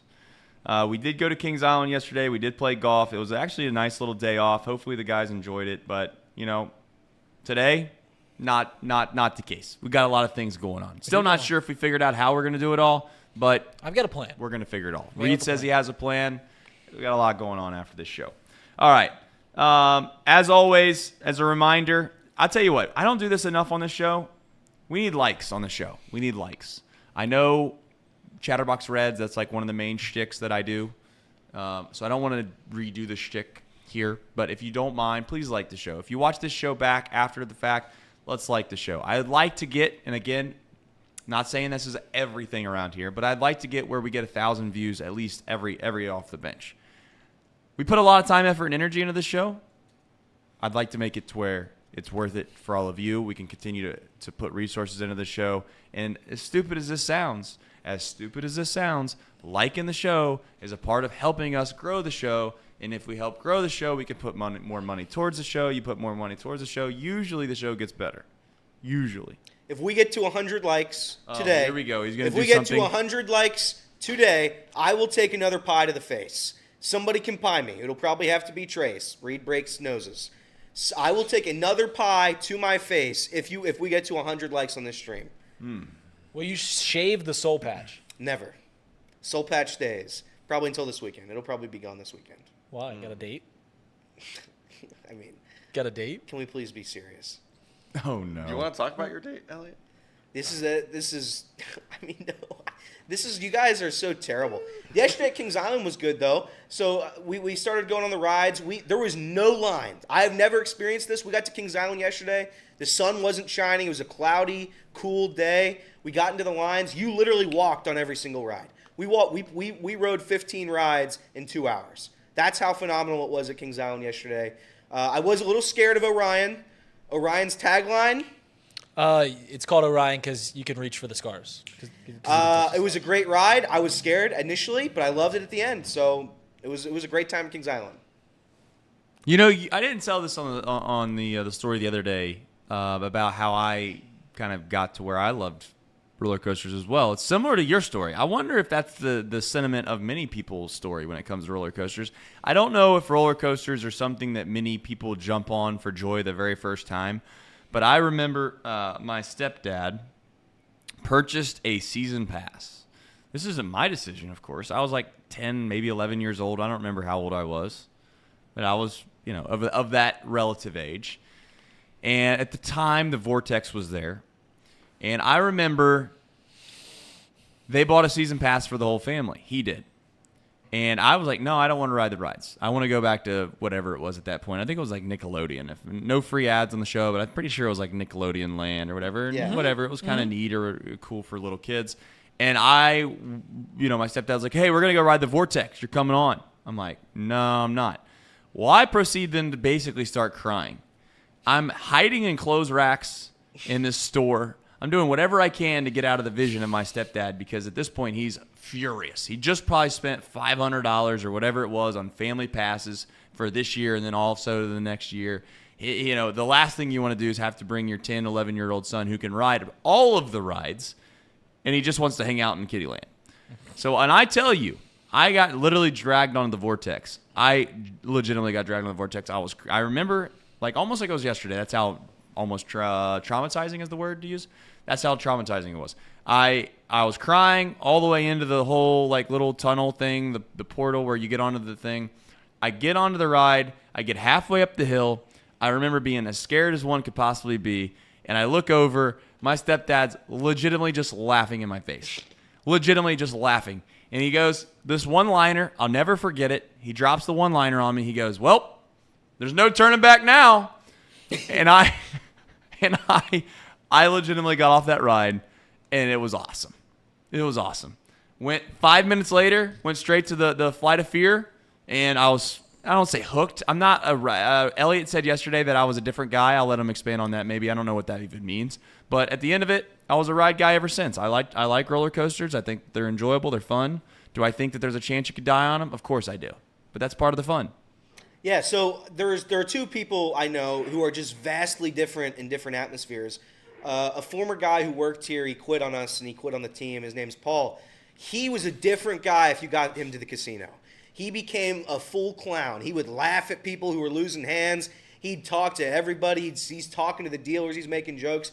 Completely different. Trace got to Kings Island yesterday, and Trace usually comes in here. He usually doesn't smile a whole lot. He's very down. He's very serious. He's a very serious guy. He likes to have meetings, I don't like them at all. But he likes to have these little meetings with people and scare people. And that's just Trace. We get to Kings Island yesterday. He was walking 50 miles an hour to each ride. He was like, I can't wait for this. Are you having fun? Don't look down, but you got to look down. He just became a different beast when we got to Kings Island, pun intended, because they have the beast. Do you get it? Nice.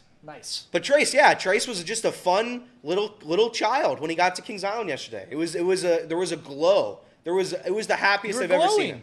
It was the happiest I've ever seen Trace Fowler. Trace at Kings Island, Paul at the casino, Elliot on dates. Different people. No comment. Sports talk. Give me a sport and I'll talk about it. But unfortunately, what do you want me to do, guy? There's no football. Yeah, there is. The Bengals played tonight. Bengals. That's right. Oh yeah. I forgot. The Bengals play the Falcons tonight. And it means nothing. Don't act like it's not a big deal. It's not a big deal, Casey. It is not a big deal. Casey. Chatterbox Bengals is launching tonight after the game. Okay, it's only a big deal because Chatterbox Bengals is launching tonight after the game. Outside of that, it's not a big deal. Casey, tell me why I'm wrong. Our audience tell me why I'm wrong, Casey. Tell me why I'm wrong. Because most of our audience is either Reds fans or Bengals fans. They're either going to want to hear Reds or they're going to want to hear Bengals. That's Bengals season hasn't started reason. yet. The Bengals season hasn't started yet. Yes, it has. It's preseason time. The Bengals season hasn't started. Football's here. It's here. It's almost Gosh here. Dang it. It's here. Let's talk about it. All right, Casey. Bengals season has not started yet, but the Red season has ended. No, let's go to Casey. Oh, Casey wants to talk terrible. Bengals. Casey, give me one takeaway you've had from the Bengals preseason so far. Their secondary is great. I don't Okay. think anyone should be worried about their secondary at all. And we actually have a caller just popped in, so let me Love get that that. set up. You have to get your Love headphones that. on. I guess, yeah, you guys are going to force me to put my headphones on now that you told me not to wear. Complaining about it being too loud. I'm not complaining about it being too loud. All right, we got a caller. Yeah, hang on. This is going to be really risky here. There's a huge opportunity. This is going to be either a great question or this is going to be some bit. Go ahead, Trace. All right. Caller, what's your name? Where are you calling from? I think that's what you're supposed to do. Hello? In order to talk into the phone, usually you put your ear on the top of it, talk through the bottom. Oh, hang on. Wait a second. Is this a producer you know thing? Yeah, it is a producer thing. No. I messed up. Sorry, guys. No. I forgot I unplugged the roadcaster. Oh, no. Well, Casey's going to try to figure this all out. And in the meantime, I'm going to sit here and buy some time because that's just what you do. You try to help out a producer. And now we got lovely hold music that's coming through. I like that. Casey wanted to talk Bengals, and instead he's over here just running around like a what would they call those? Chicken with their head cut off, I think is the term to use. I don't know if you're allowed saying that anymore because PETA might come after you. Would PETA come after you if you say that or not? Yeah. I already talked about every phrase with animals. Cow, so. Well, anyways, Casey's over there with his chicken with his head cut off type situation. If you've never seen a chicken with its head cut off, well, you can Google it, I guess, and you figure out what that term even means. It's fixed now. All right, it's fixed. Are they still there? No, they're gone. Great show. Fantastic show. This is why you tune into this show, for being completely honest. That's why you should watch this show. I mean, there was no chance they'd still be here. Zero chance. Oh. Wait, was it a butt dial? It could have been a butt dial. Yeah, Casey. Who's gonna butt dial that, Casey? What are you talking about? Someone said butt dial. What are we talking about? Casey actually had the audacity to say, "Oh, was it a butt dial?" You got to literally punch in like Morse code to get in to talk on the phone with us. At this point, I was wondering the other day, should we come up with a better call system? We probably should. Do we have time to come up with that? I don't know. We're running around. We got 9 different places we got to be tonight. Casey's running the show. Then on Saturday and Sunday, we got Chatterbox Reds. Then after that, we got to be able to figure out this new podcast, this new show we're doing. And then, oh, by the way, we got to still run this show, and Tom's obviously not here. Shout out to Tom. Hopefully Tom is feeling better. I did see Tom sent me a message. The steroids are helping a little bit.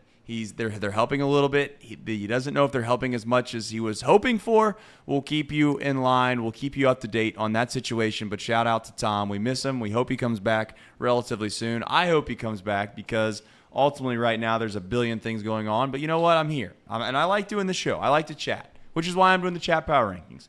Casey, do we have any more callers? Because if not, we're going to do the chat power rankings. And we're going to end the show with the cherry on top.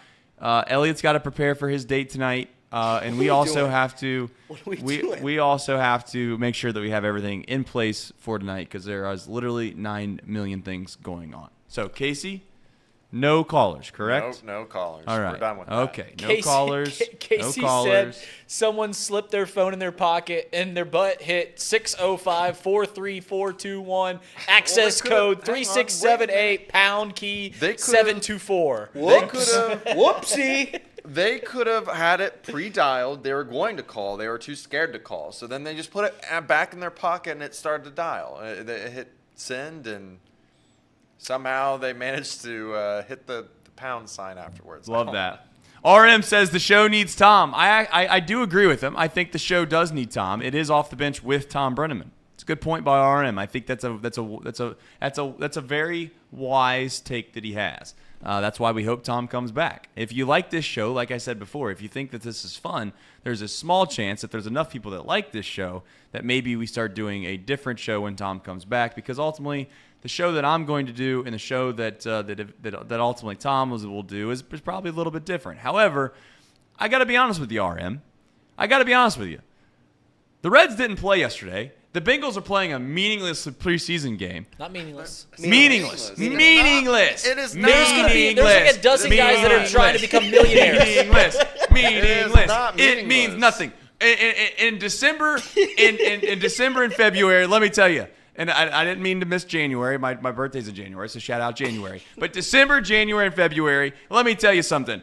August 18th, 2023 is going to be nothing. You're not even ever going to remember. You know why? Why aren't they playing anybody tonight, Trace? Why is nobody that means anything playing tonight? Well, because probably all of these executives realize that August 18th, 2023 means nothing in the grand scheme of things in the season. That's that. You like sports talk? I love sports talk. I love sports. I'm here to tell you, as an athlete myself, you aren't doing nothing if you are somebody of relevance tonight at, where are they playing, Paycor or Atlanta? I think They're playing down at the beach or whatever. Oh, they're playing down. Mercedes-Benz. They're playing at Mercedes-Benz Stadium tonight. Let me tell you something. Chick-fil-A stand will be open tonight. Yeah, it will be open tonight. Chick-fil-A. That's how meaningful this game is. They're playing in Mercedes-Benz Stadium for an NFL game, and Chick-fil-A is open. That's good. It's good news. It means nothing. All right? If you want to convince yourself it means something, by all means, convince yourself. I'm telling you it means nothing. But what you can do is you can tune in to Chatterbox Bengals tonight, because that does mean something. Okay? That does mean something. Oh, does it? I thought that game didn't Yeah, mean you're anything. discrediting Why would anyone the tune game. into that? No. What are If doing? you It's guys your could- company. Why is anyone going to watch it? No. That If means you guys nothing. could actually run a show, you're not going to sit there the whole time and talk about that specific game. You'll talk about the season as a whole, what to expect, what to look for, who's important, who's not important. You're not going to be breaking down film for the fourth quarter of some nonsense game that means nothing in Mercedes-Benz Stadium tonight. The best thing that can happen for the Bengals tonight, this is the very best thing, is that nobody gets hurt. That's what you take away. We survived this preseason game where none of our good players got hurt. That's what preseason football is.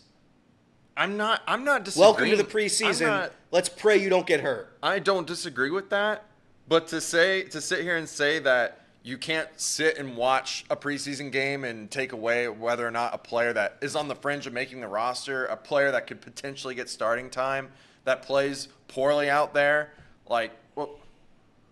there is meaningful things to watch in that said game. There's a reason why you should go watch Chatterbox Bengals, because this game does matter, and there's going to be conversations in there that you're going to want to hear. And later on next week, you're going to want to tune in for our other shows that are going to talk about the preseason game and break down shit for you. So, it's not meaningless. Let's not sit here and act like and not talk about a game that's going to happen on Friday. That's a Cincinnati game. It is not meaningless. We are going to talk about It's it. more meaningful than FC Cincinnati, I'll give you that. Whatever. I'm done. I'm gonna mute my mic, and you all can just enjoy the rest of your show. Just enjoy the rest of your guys. I'd rather watch the Bengals preseason than whoever FC Cincinnati's taking on today. I'm very sorry. He's gonna tune into the Bengals game when it's about 7-0 Blue Jays tonight, and he can just watch the Bengals from then on out. I'll be working, unfortunately. I mean, hey, listen. The truth is there's some people that love football so much, like Casey, and like people that will watch the Chatterbox Bengals show tonight, that love football so much that these games actually mean something to them because they know the players that are there on the cut line. They know the fifth and sixth string corners. They know the fifth and sixth string safeties, and they want to know who it is on those rosters that might end up being here or not. I got to be honest. I know we run a sports media company. I understand that we obviously want as many people to watch Chatterbox Bengals tonight, but I'm not, or I don't expect anyone else in here to want to lie and slander people in what their own belief system is. Does it mean that my opinion is superior and that everyone else should believe what I believe? No. But to sit here and it almost reminds me of like I don't think I have a great analogy right now, but the folks that when you ask them what time it is, they want to tell you how to build a watch. The people that watch preseason football games from start to finish and know every player on the roster are the kind of guys that love watches so much they can tell you how the whole thing's built. There's a vast majority of people that just want to know what time it is all I'm saying. I'd agree. And there's a difference between those two people. Doesn't make one right or wrong. It's just a difference of opinion. So we'll see how it all goes. I guess to be fair to Casey, maybe these games aren't meaningless to some. They're just meaningless to most.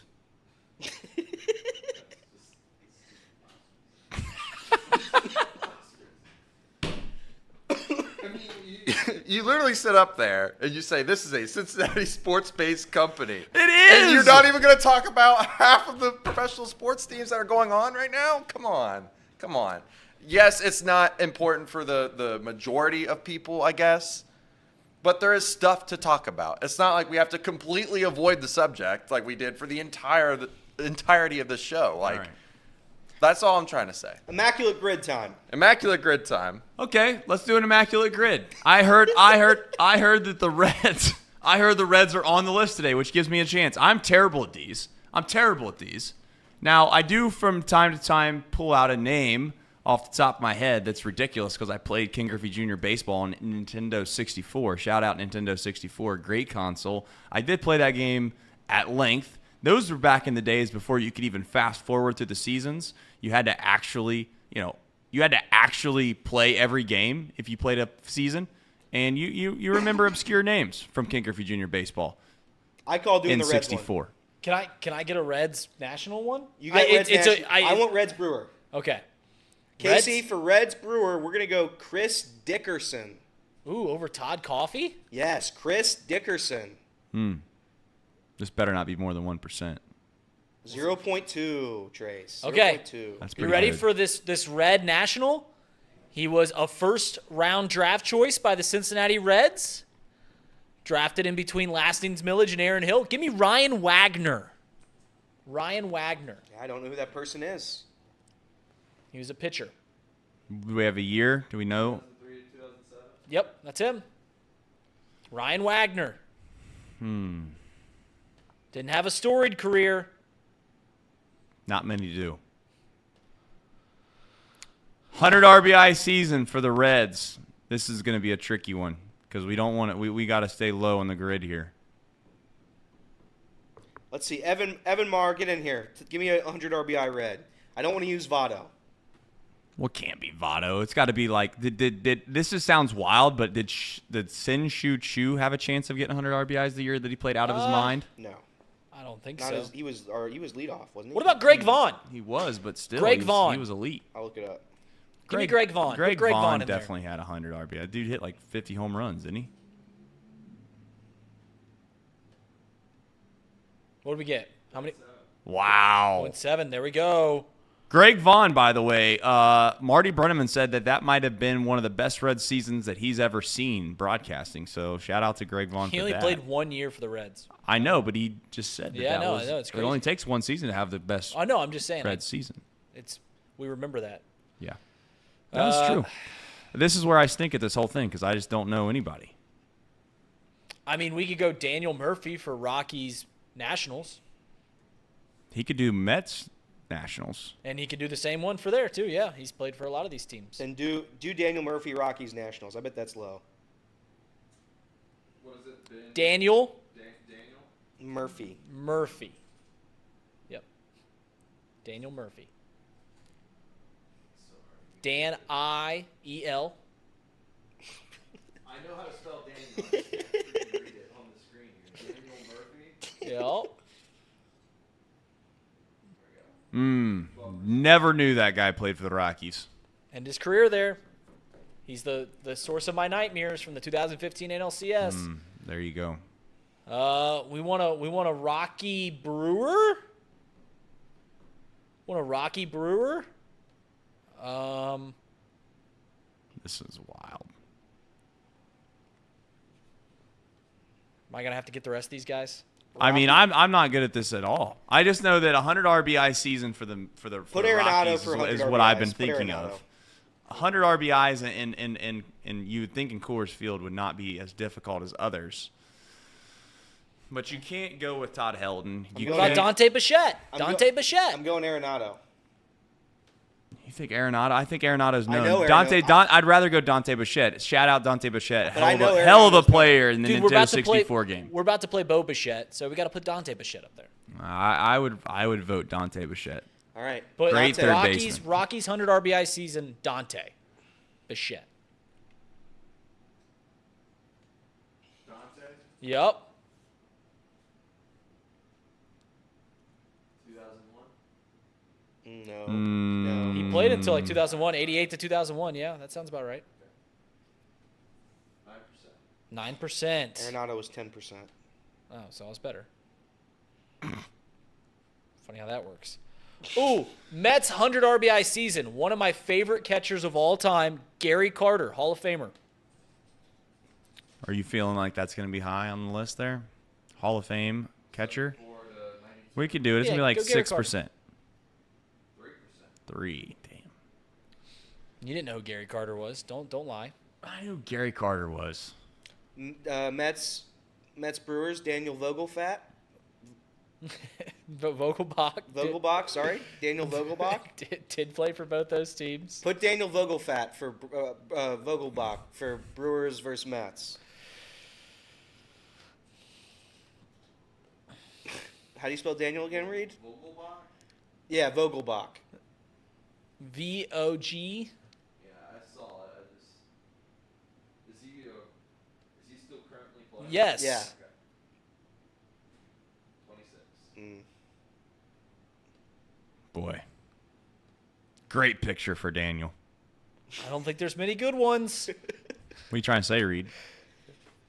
He's not winning any beauty contest. Nationals Mets. Darren Ruff. I love that. That was shout out Zach Freeze. DARIN. Zach Need Freeze. one more. Ruff. Rough. Zach Freeze, also a member of Chatterbox in 2020. Yes, he was. Darren Ruff was wrong? Darren Ruff was wrong. Oh, no. Oh, no. So the whole thing's worthless now. No. Well, Shout out Zach for ruining the grid. All right, well, close it away. Close it away, It it's doesn't done. matter. Doesn't matter. Shout out. Hey, go on Zach Freeze. It's Freezy27 on Twitter. Go berate him for ruining the day. Go ahead. well, everything was going great until then. Or was it? I don't know if it was or wasn't. I know Casey was about to walk out of the studio about 15 minutes ago because he wanted to quit. He was really, really mad at the office. But you know what? Just like Paul. You know what? One thing you're not going to get here at Chatterbox Sports, at least while I'm around, is people just lying to your face, telling you what they don't believe. That's why I've been working on this Chat Power ranking since Wednesday. And I think it's time to do the Chat Power rankings. Casey? Who's running singular? I'll run it. Hang on. Give me a second. Let me log in. Okay. So, I don't know how you're doing it, but I think I had an honorable mention first. Let me get there. You did have an honorable mention. Okay. I want you to put the honorable mention on the screen. Okay. Okay. Hang on. It's loading. I'm waiting. Everybody, no I'm one waiting. freak out. All right. This person, okay, means incredibly well. I think there's times where this person, I'm waiting till this person gets up on the screen, and there we go. Evan Maurer, honorable mention. Evan has been loyal to Chatterbox Reds. He's also been loyal to this show for quite some time. He is somebody that comes in with facts more times than just opinion. He is very, very well versed in his knowledge. He does not believe that the Reds should keep and hold Jonathan India. We all know that. However, more times than not, Evan does have a very insightful, quite relatively based opinion. So shout out to Evan. Didn't want to leave him off this list because, like I said before, I think that there are times where Evan goes a little overboard. That's why he might not be in the top 5. Goes a little overboard. Gets a little ahead of himself. You had a hilarious. He's data driven. You had a hilarious response to him. I forget what it was. He was like debating like the XW Obicons of two players. One had a 230 whatever, and the other had like a 215 whatever. And Trace comes in and he's like, "Both of these are terrible. Do you have any good options?" So it was very funny. Go ahead. So shout out. He gave me a hypothetical that was like these guys were hitting 210, they're slugging 230. And, which guy would I go into a pinch hit situation with? I said, well, they're both terrible. I don't think it matters. I'd actually go and talk to my general manager right after the game if this was my options. So that's what I would have done. All right. Number 5. Jolly Jolly. Okay. One, Jolly Jolly hasn't been included in many of these lists, if any, because they don't think that he's active enough on the chat. Let me tell you something. Jolly Jolly did 2 things. One is his family heritage has given me plenty of footlongs in my life and root beers. Keep it clean, Reed. This is a kid's show, for God's sakes. This is a kid's show. All right? Jeez Louise. Jolly Jolly, appreciate you always being in the chat. You know what else I do really appreciate about Jolly Jolly that many of you probably don't know? When we first started Chatterbox, which was a while ago, he sent me a really nice message, a DM. And for those that don't know, Jolly Jolly works with Fox. He's a big timer. I don't know how else to say it. He's big time. Jolly Jolly's big time. And he was very, very nice and kind to us when we weren't probably very good. We're still not very good, maybe. I don't know. But we try really hard. We try to make our things look very, very nice. And at the end of it, he was very encouraging, said a lot of nice things about us. And again, I know that sounds goofy to say, but when you're first starting something, it's such a fragile time because you don't know if you're doing a great job. You don't know if you're doing a good job. But your family and your friends, they all tell you you're doing good, but you don't really know. But we got a nice message from somebody that was really, really high up in the industry, and I always remember that. So Jolly, I appreciate you. Thank you for being a part of the chat. I know you might not come in here enough, but you did do a super chat, and you know what? You told me that I needed to read the Georgia schedule. I will do that probably as soon as we get close to the season because I don't know if you got truly what you wanted there. I know you wanted me to have to bear through all those terrible names and say it right to your face. So I'll do that. I will do that. But again, appreciate Jolly. And now the chat has gone off the rails because, yeah, Jolly's footlongs are great. Take it or leave it. All right, number 4. Number 4, Fred M. Now, here's the thing with Fred M. I actually think Fred M is pretty based in judgment. Now, he might not be in the chat a lot. I think Fred M has got some humor to him. Fred M also is the kind of guy, in my opinion, that, you know what? If I had to go get a beer with a guy, I think he'd be pretty funny. There's some humor there. I've seen some humor. It's not always there. Not always in the chat. Doesn't decide to use it always. But in general terms, Fred M deserves to be on the list. I also got to say, I also looked at the past previous lists when it come to this, and you know what? Maybe I shouldn't do this. Maybe I should. Some people say, oh, that's a loser's mentality. That's participation trophy-esque. I wanted to make sure there was recognition to people that deserve to be recognized, and it wasn't just no offense to Mouse Cop and Everett. Those guys are great, but I mean they're on the list every single week. I mean, I guess if you win championships every year, they keep giving them to the same people if you're worthy. But I want to make sure that there's some people that get their proper respect. Fred M, shout out to you. Anyone that keeps Mouse Cop off the rankings is fine by me, Trace. All right. Well, number 3. Mr. Mo. Mr. Mo called into the show the other day. Thought Mr. Mo provided some good insight. Mr. Mo, don't know how long he's been a part of the chat, but he's been in the chat a decent amount lately. A decent amount.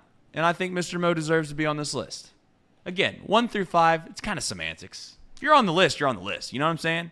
You ever walked up to a VIP stage or you had some tickets in will call and you said, hey, they say, what's your name? And you give them your name and they give you the tickets or they let you go by. It doesn't matter if you're the first person on the list or the last person on the list. You're on the list, baby. That's how this works with me. So shout out Mr. Mo. Thank you for watching the show. Thank you for being loyal to the Chatterbox brand. Number 2, Mark Fetters. There's not been a guy. I agree. There's not been a guy that's been more loyal to the show. I know his picture, his profile picture doesn't really vibe all that well with me, but I'll let it slide. Mark Fetters has been locked into Chatterbox Sports at least within the last 3.5 weeks. I don't know how long it's been, but Mark Fetters has come in hot right out the gate. This guy uses Twitter very, very well. Don't know how long he's known about Twitter. Don't know how long he's known about Chatterbox. But within the last 3.5 weeks, he knows about Twitter and he knows about Chatterbox and he supports us. And I appreciate that, Mark. Thank you. Seriously. All right. Number 1. Now, like I said, you're on the list. Some people think number 1 is more important maybe than others. But David Brown, I'm telling you right now, David Brown knows his stuff, man. I don't always shout him out in the chat. I don't always shout him out Chatterbox Reds. I do see his comments. I think his comments are always very, very, very based.